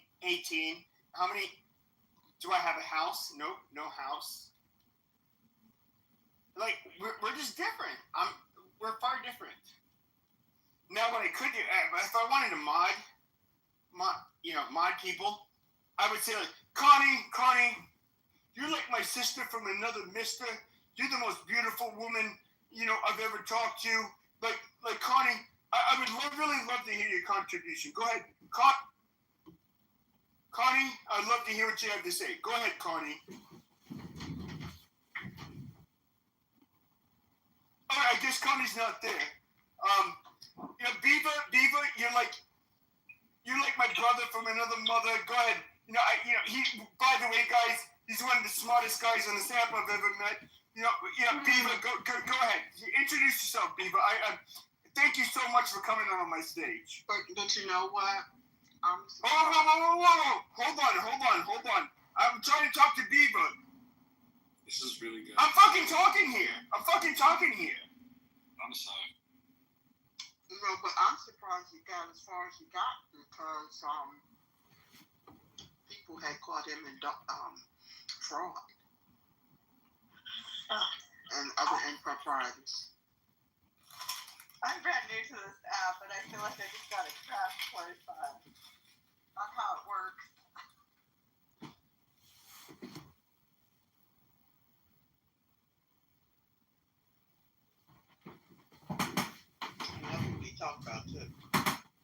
guys want to see Pepe, I think I'm just gonna propose this. You don't have to do it. Maybe if you did sell your body, it would fix people's lives. They call themselves bots now. This might help a lot. Sell my body to who? I mean, not selling your body, like selling your time, like spending, like just being around them. Just like being their friend and stuff. You could change people. Thank you. I would say like the weird thing about me is that like, because I didn't do this shit pandemic, but like on the politics Discord, they have like I don't know, like 100,000 people on there. But the thing is that they had a plug with all of the big YouTubers, and since I was popular on that app, I would meet all of it. What was really weird is I was like, let me. I'm trying to think of how to put it. So if you ever look at a lot of the things that are being said today by people on social media, now that it's like way harder to get people's accounts clipped and deplatform people, I was saying that shit like 5 years ago, but like for whatever reason, I was like the little Nazi that everybody liked, and it's really weird. And now, like it's I had a spark in me. It was just like, oh, dude, I want to like.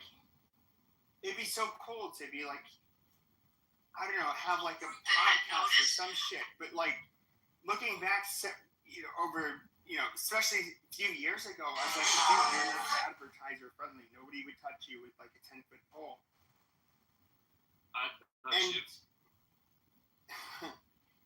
And so like and so like even still I would say that's kind of largely the case. But then so you have a bunch of people like me who are not going to monetize it. And then so like I was on Twitter for the last couple of years, just like listening. I was participating at first when you had a lot of the large rooms with like Clubhouse people running them. And I was just thinking to myself, like, these people, first of all, they say like way more extreme shit than I would ever say. And it's just like so amazing to hear people that have just heard about some of the concepts I heard about years ago, and they're so gung-ho about it, which I don't know that I can necessarily find it like offensive, because I was kind of, I guess, at that point at one time. But it's like, do I want to hear a bunch of people that are just like discovering shit and debate with them? Not really.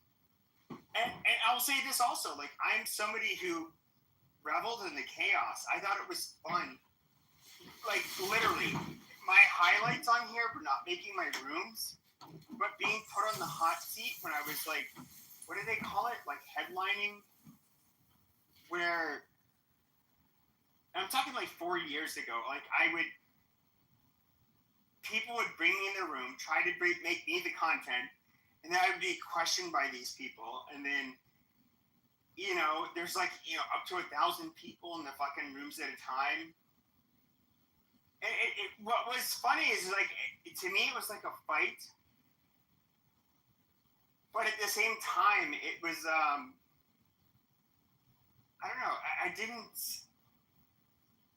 It was just fun, and there's always like an upside to it. It's just like, okay, you guys are actually like advertising for me. I'm this horrible bastard that you're painting me out to be, and then so like that's why like wherever I went, I had a crowd. And like the last couple of years, I just there's a burnout. Like, how many times do you want to talk about the same shit? Like, I just got sick of it. Like, I can talk about, like, the hype, how hypocritical black people are and their shitty fucking false narratives. I can talk about a lot of shit. But it's not fun after you do it so many times. And so, like, here I am. I'm just, like, on this app, and I just started going to other people's rooms. And one of the things that I thought was, like, really weird is that you got people that would suck my fucking dick. Suck my fucking dick. I'd be like, dude, they'd be like, oh, Pepe's in the room. And they'd be like, They invite me up on stage. Amazing. And I'm talking about like the actual like big like content creators on here, not like the faggots that are on here still. The ones that would pull in several hundred people. And then I would see all of the people now that still like make rooms on here. They're all like, they were the dick suckers. They were the people who could not pull. They could not pull numbers. They could not get people in their rooms. And one of the interesting things I noticed is just like how their attitudes changed towards me once I was not like one of these people anymore. And you know, I would say I was quote unquote Clubhouse famous, which means like being Clubhouse famous means you're like a fucking Z level famous person.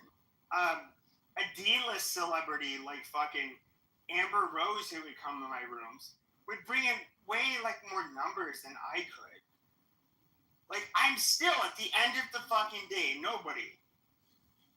But because I would have these big rooms on here, and it was controversial, I got a whole bunch of dick suckers. And then once I stopped doing it, I saw how it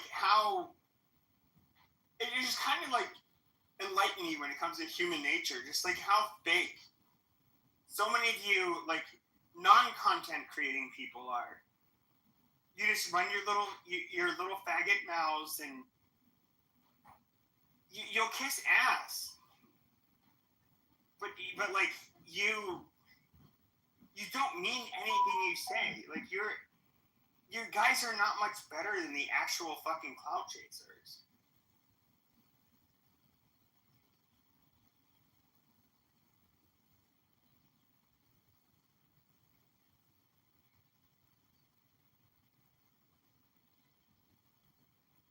I mean, I just wish I could post the stuff that people would say, like what people would try to say to me like fucking 2 years ago versus now.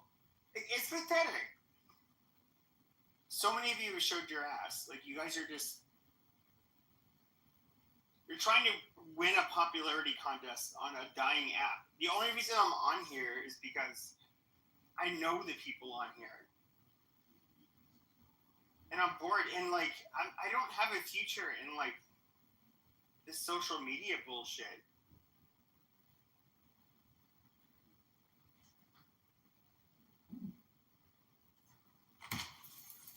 A lot of you faggots are still trying to like hang on to power for whatever fucking reason. I would just say this: if you couldn't hang, which I came here like maybe a year and a half after the Clubhouse first got started, and it's my understanding that in the very beginning, first of all, you had like legit fucking celebrities on here. You had people like I wasn't here when they were on here. But if you couldn't fucking hang with those people, like you aren't shit. And I never hung with those people. I've never been in the same space at the same time. But a lot of you people, you guys are trash.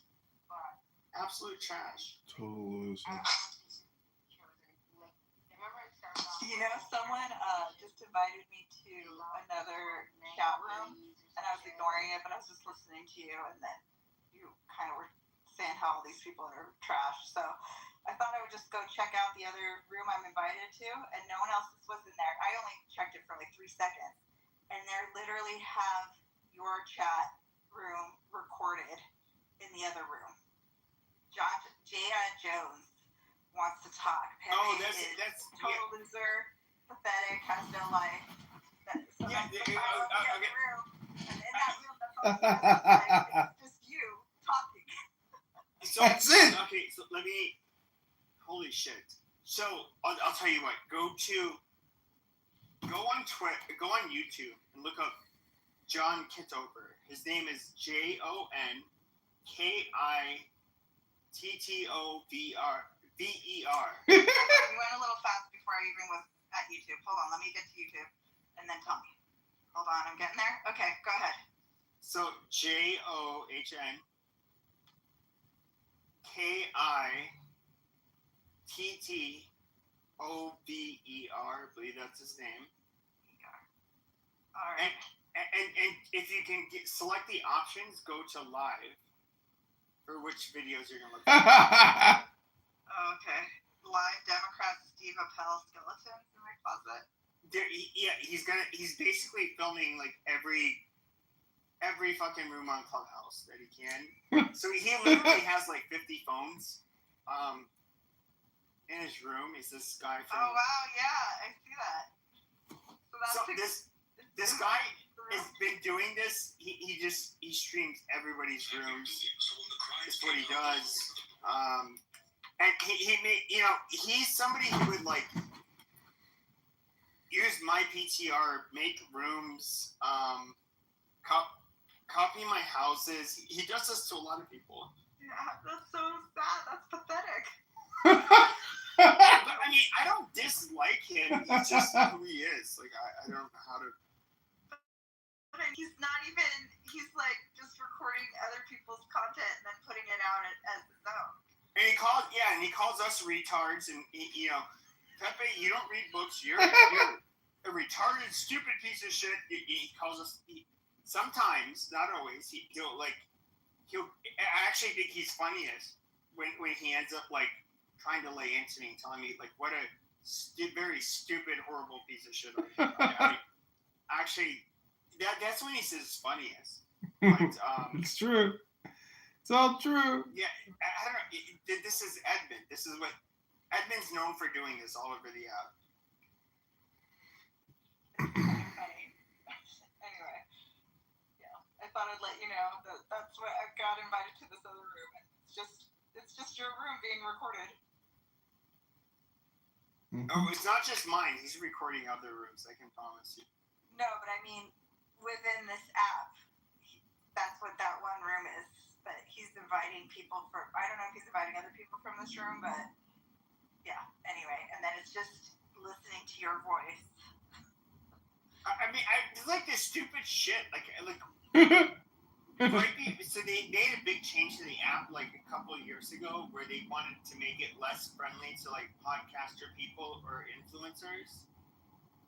And so I remember there was like a room where there was this black guy who said, like, why are you letting this nigga on stage? That's how he was referring to me. And it's like I was asking this guy, Herm, like, can I like repeat it?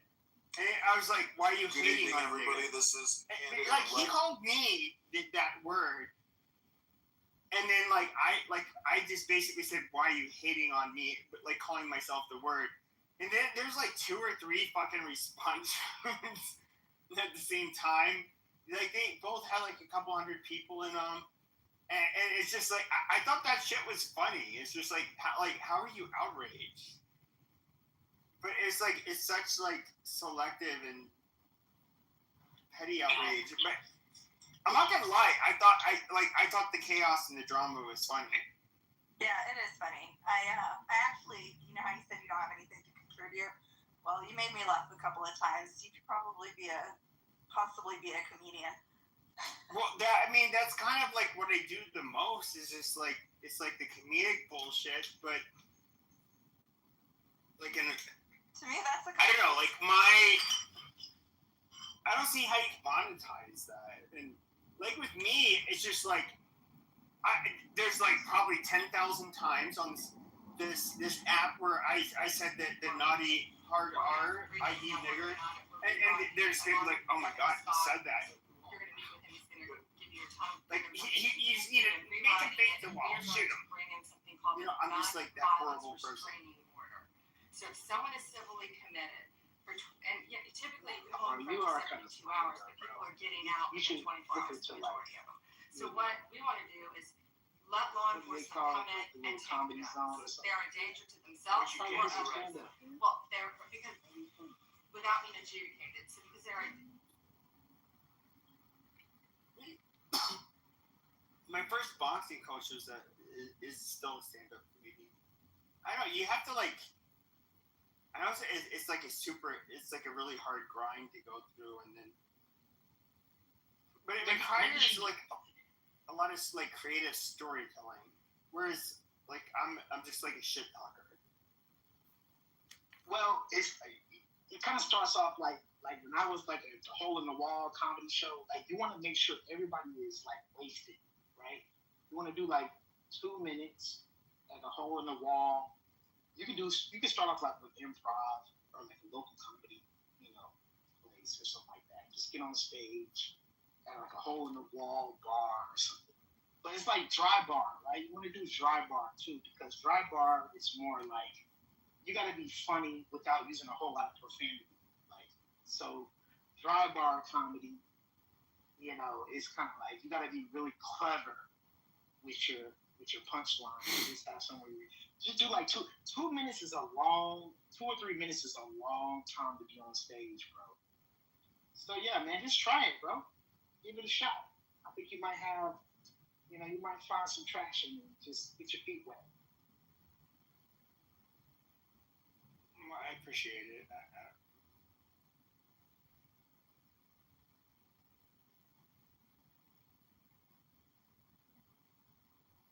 And for all of you people in the audience, I know my voice. I'm in my 40s and I sound a certain way.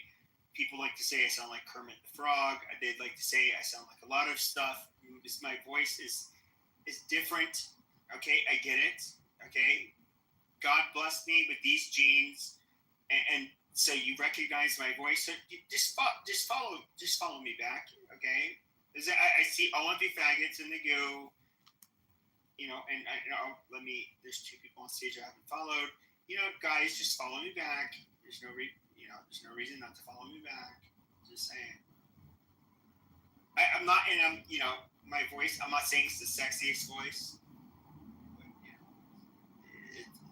it's who I am. Don't make fun of me. No, but I think people are putting together their stand up right now for like Charlie Kirk's Killer. Like the guy had on some Converses jumping off of a building with perfect surveillance. Like nobody who I know thinks that that's a real killer. Like it's like diversion after diversion. And I just think this guy, if you want to hit somebody from 500 yards away, it's like you got to be in the military. You have to have a lot of skill set to hit somebody from that far away. And so I don't think this guy they captured is actually the real. Like, if this guy can hit some, like, come on, bro. Like, we believe anything. Everybody just believes it. Like, oh yeah, this guy hit somebody from 500. You know how hard it is to hit somebody from that far away. Yo, I don't want you to do university tours. I don't know why. I don't want you to do that. Podcasts, I back podcasts. I'll help you with the podcast. The uni tours are interesting. But sorry, God, for interrupting. But I would say this: hitting a target. Here's the weird thing about this, though, is that it's like an XF-15 is the Bushmaster variant of the AR-15, and this is like when they were still making in mass production. Their the M4 carbines for the military during the global war on terror. But I remember 200 yards away, being able to just standing and not really having to control much. I could, easy shots for me to make. Of course, I was in my 20s at the time. Once again, I'm not somebody who's ever in the military, had any kind of formal training. When it to be fair, there was a Marine that sighted in that rifle before I did it, so that could have helped. But I didn't find it that difficult. Even the Marines, I believe they have to do shots out to 500 meters. Fake Republicans. Which is more than double the distance, and Republicans, I've never Democrats. really passed a couple 100 meters. I've never taken shots beyond that. I'm never You're so somebody who's been hunting. when it comes to being a sniper and trying to like expect the definition with a moving target, how far should you lead? Any of that shit. Like I have like zero experience, but just like standing, in a sunny day with very little wind, which is very common in this part of Arizona, it was definitely not a hard shot. So here's my question: how far away was the shot at Trump? So was it closer or will was it farther away? I believe it was like roughly similar. It wasn't like 150 to 200 yards. I have the link if he wants to see it. And if he could like how far away was the shot? Do you want to see the link? How far away was the shot at Trump? In clown world, fake Republicans call real Republicans. You're so pathetic, Terry. Expect a lot of losses to serve the credit if you can afford to settle. I was always aiming at the torso. Now, would I at 200 yards? Would I have? And of course, I'm not like under stress. I'm not like, hey, like you're about to get shot. Like once you take this shot at the president, and your life's about to. In clown world, fake Republicans call real Republicans. That kind of pressure. Democrats. Or just even assassination. You're so pathetic, Terry. Expect the libel lawsuit to be served on Friday. If you can't. I'm saying, can't afford to settle, I will garnish your ex wages, place a lien on your house. Super clear and calm. The weather was perfect, and I could do it. But I would even say, like, when it comes to Trump, the fact that he hit his ear, it was like, in a way, like, his shot was on target. You can't just in clown world, fake Republicans call real Republicans Democrats.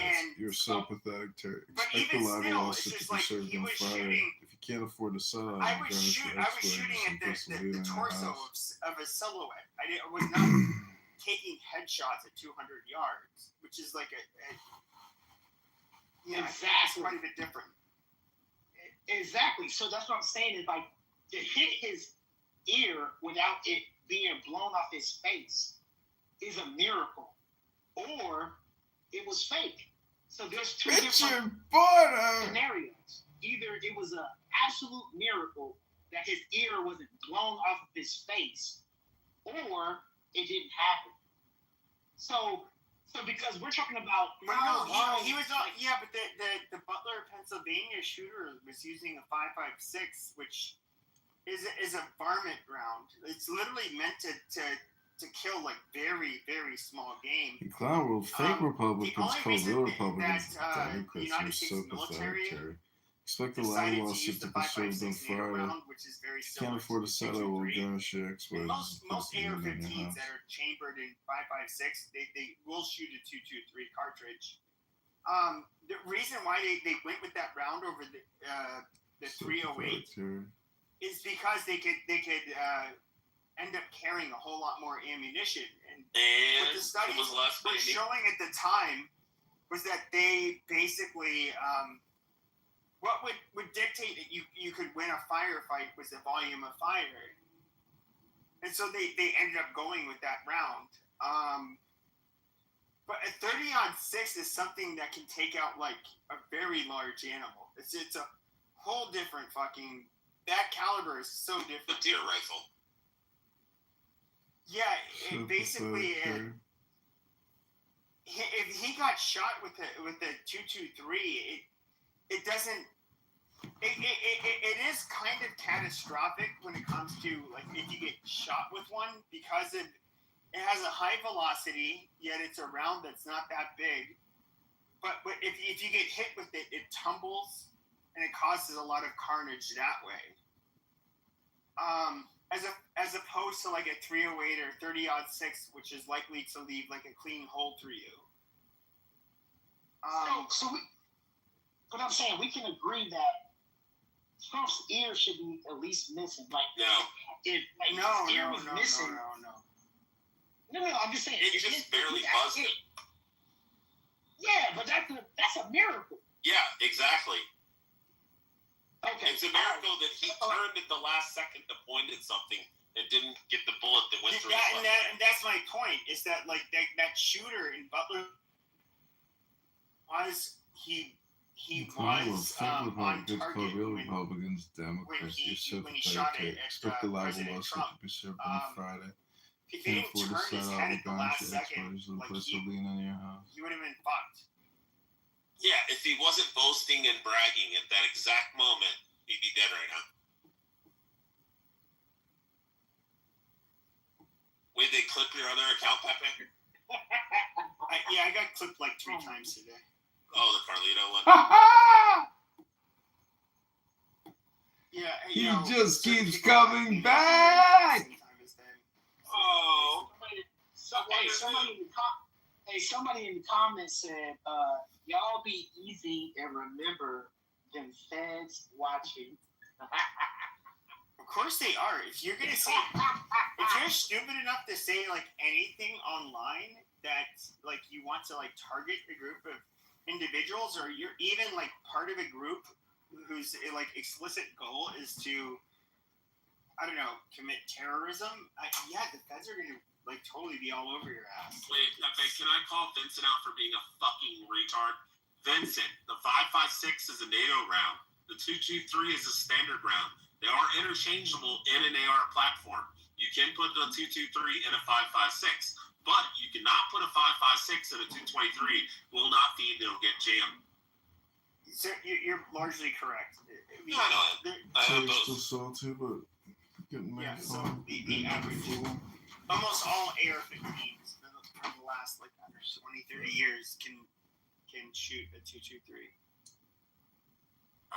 Whereas like an actual varmint rifle that the 5.56 has a larger they have a higher charge behind it, and the casings are a little bit different. Yeah, exactly. They don't you can't shoot a 5.56 received in a complimentary manner, or was that some sort of like deep-seated revolt that came from within his soul at what he was engaged in at this moment? I would normally never give him that credit, but come on now, dog. Come on, man. Bro, you look traumatized while you telling the story. I don't understand. Yeah, I had an amazing time on vacation. Yeah, we went skydiving, we went snorkeling, and the hotel was beautiful. Yeah, they treated us amazing. It was a good time. It was But by the way, this didn't just happen in a vacuum, if you're wondering why these two people were having a conversation at all. Oh no. Israel might be controlling your favorite influencer. Here's how you spot them. When Benjamin Netanyahu came to DC to meet with Trump, most of the attention was focused on their plans for Gaza. What completely flew under the radar is that Benjamin Netanyahu had another meeting where he met with a group of conservative influencers. The group included podcasters Tim Pool, Dave Rubin, and Sean Spicer, and writers Bethany Mandel, David Harris Jr., Jessica Krause, Seth Mandel, and Molly Hemingway. Some of the people on this list have several millions of followers, and they were meeting not just with Israel's head of state, but also his diplomatic advisor and the Israeli ambassador to the United States. There are no videos or direct quotes from the meeting because it was conducted under Chatham House rules, which is basically a rule set for meetings in elite circles where the people attending, especially journalists, meet on the basis that nothing said in the meeting can be directly attributed to any individual, and that you can only say what was generally talked about. Some of the topics covered include Iran and anti-Zionist sentiment online. While we don't know for sure everything that was discussed, it's hard to imagine that Netanyahu convened influencers for any other reason than to try to convince them to be propagandists for Israel. So, is there any evidence of Israel manipulating online spaces to change public opinion? Yes. In fact, it's a stated position of the Israeli Foreign Ministry. Just 3 days after October 7th, Israel launched an initiative to recruit social media influencers in the United States to defend Israel. A spokesperson said, fighting on social networks and influencing international public opinion is critical during wartime. The world must understand that Israel's struggle is one of light against darkness, a life-loving culture versus global terrorists. And Israel actually has its own word for propaganda, which is Hezbollah, which translates to explain in Hebrew. In the weeks following October 7th, Israel already had a lot to explain. A number of American influencers got emails offering them $5,000 in brand sponsorships in exchange for doing a single live stream supporting Israel. But not just money, people are getting flued out. Israel to fund tour for MAGA and pro-Trump influencers, according to a Haaretz report, says Israel plans to fly 16 social media influencers who support Trump's MAGA and America First campaigns. The influencers each have hundreds of thousands to millions of followers. They'll be flown in to counter what the Israeli government sees as declining support for Israel among young Americans without citing any date. With the rise of the America First movement and MAGA in American politics, it's essential for Israel that the movement adopt a pro-Israel position. That was the report's quote from the senior deputy director of the Israeli Foreign Ministry's Department of Public Diplomacy. Well, look, Officer Tatum, my advice is to holler at Yaakov, because you're going to need some public diplomacy.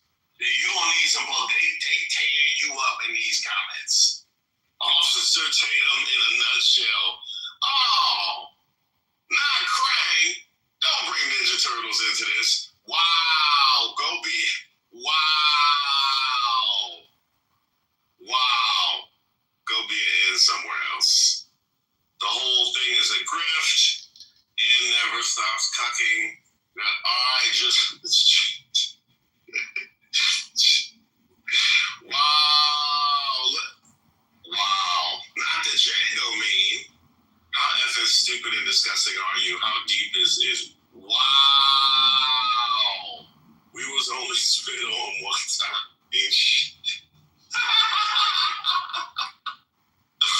Oh, it's not so fun when Rabbit got the gun, is it? Officer Tatum is peed after his Netanyahu interview backfired with a lot of negative comments and only 50K views on YouTube. He's firing off at everybody as willing to die on this hill for a random country in the Middle East. Can't wait for him to debate Myron Gaines. And when did Officer Tatum become obsessed with the Israel stuff? Literally never saw him talk about this stuff at all. Now my feed is filled with this nonsense every day. Doesn't seem or feel authentic. To which we get, they put his sellout A on the payroll. Next, he'll be over there kissing the wall. Trying to recruit the room temperature IQ blacks. It's not. He's one of the influencers who got a paid trip there to go push their propaganda. He's bought and paid for Shabbos Goy, the house in of the modern day. I didn't see nothing. I say, hey, I let them fight. Let them get it out their system. They need to work that out. They need to work that out. No, officer. Hey, officer. I'll stop over there. So it's starting to get a wake-up call online. And I don't think you're familiar with Tatum, Lisa, but that's the woman that he says he likes. So they're very consistent with who they support, and their script. It's pretty amazing. There's more, but I didn't know if y'all getting bored with it, so I just. No, that was pretty good. If you don't want to hear the rest of it, I'll play the rest of it.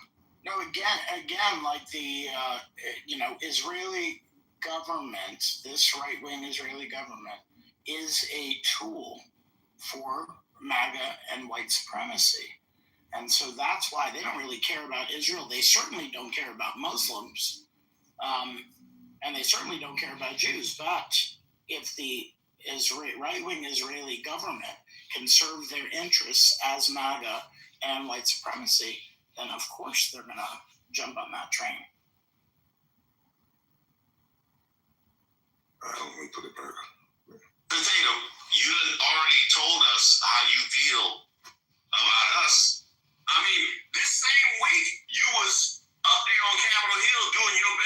Benny Johnson impersonation. Oh, please save us. Please bring your National Guard into our cities and please save us. Honored to be invited to the White House today. Thank you, Caroline Levin, for taking my questions on two major issues, addressing mental health in relation to mass shootings, and two, tackling the violent crime crisis in Chicago. Now, rare is it that you just see somebody's worldview crystallize in a tweet, then you see it right there. Because certainly we have to have something to lean on when it comes to the mass shootings, right? That's where we start to get into all of the background and the psychopathy and all of the factors that go into mass shooting. But not Chicago, though. That's just a bunch of heads. Come in, no, we don't need. I already know what their brain looks like. I'm a police officer. I already know. Officer Tatum, did they spit on you? Did they spit on you in Chicago? Is that why you out here sounding like this? With that, I'll take questions. Here on our new media seat today, we have social media influencer, content creator, Brandon Tatum. Brandon, thank you so much for joining us today. Why don't you kick us off? Thank you so much for having me. I really appreciate it. On behalf of everybody that follow me, the millions of people that follow me, I want to say thank you for making the sacrifice and dealing with some of the most disingenuous people on planet Earth at times. I have two questions. The first question is associated with the shooting that occurred the other day. And I want to ask the question of, we know that it's not a gun thing. Any rational person knows it's not a gun thing. We know it's a mental health issue. So I want to know from you, what is President Trump and the White House going to do to address mental health issues around the country associated with these shootings? And the second thing is Chicago. You know, anybody with, with a connected brainstem knows that Chicago's crime is out of control. And young black men are getting killed, laying dead in the middle of the streets every single day in Chicago. No president has addressed any of these issues. And so what is the White House going to do to address issues in their capacity to deal with the conflict and violence in Chicago? We know it's not a gun thing. We definitely know that it's not a gun thing. And it's not their fault. You know, it's not it's got to be mental health it's got to be something that infects their brain that takes them out of normal society and normal judgment. And so normal society shouldn't be, condemned based on what they do because of the mental health thing. Then in Chicago, get these hands out of here. Yeah, we gotta pack these hands up. That's what I'm saying. Well, with rhetoric like that, y'all got that, man. Y'all got that. Nah, you hit your bit. Hey, how many thugs you got on them thumbnails? Huh? How many thugs you got on there? Yeah. You told me everything I need to know in response to the Jubilee debate. Oh no, my favorite Officer Tatum was when he excused the Karen for being in a black guy's driveway who was trying to come home late at night, and it was his fault for scaring the innocent, strange white lady that was in his driveway. And I know you guys have seen the last couple of days I've made videos about Michelle Bishop, who's a young lady that was at the doorstep of what I consider to be a con artist. And she was, in my opinion, honestly afraid because of the behaviors of this guy that lives there. And given the fact that he wanted to be a social justice warrior, in my opinion, and wanted clout and want to make it a race thing. Yeah, that was my favorite. That was, so when it comes to mental gymnastics, he a bad boy. But I don't know if he can work his way out of this one. I can tell you that right now. The Lizzo in the room is obviously the interview that I did with Prime Minister Netanyahu. Let me just say this to you guys real quick. I have never in my life imagined the level of derangement that I have seen around this topic, the level of sheer stupidity and derangement. I have just never seen anything like this before. And there's a part of me that's like, man, I can't wait one day. I'm going to be a businessman and I'm going to sell my company for a couple $100 million and I'm never going to go on the internet again. I'm going to leave the internet to be by itself. Because people, maybe they're all bots, but if they're not bots, we have no hope for humanity. I give you $20 to shut it down right now. Actually, no, I gotta get lunch. I give you $13 to shut it down right now. And people are this stupid. I thought people were completely stupid when it came to COVID-19. I thought they were stupid when it came to banning weapons and Donald Trump is a racist. This Israel thing is proving that if it's not all bots, we have the dumbest people in the world commenting on Israeli stuff. The dumbest people in the world. Here's a clip that's gone viral. Now, mind you, I talked to Benjamin Netanyahu for 37 minutes. Mind you, I took down every question that people wanted me to ask. I only had 30 minutes. They let me go 7 minutes over to ask all the questions y'all wanted me to ask. Are you complaining about people taking individual specific incidents and using that to represent the larger whole to paint a negative narrative? Is that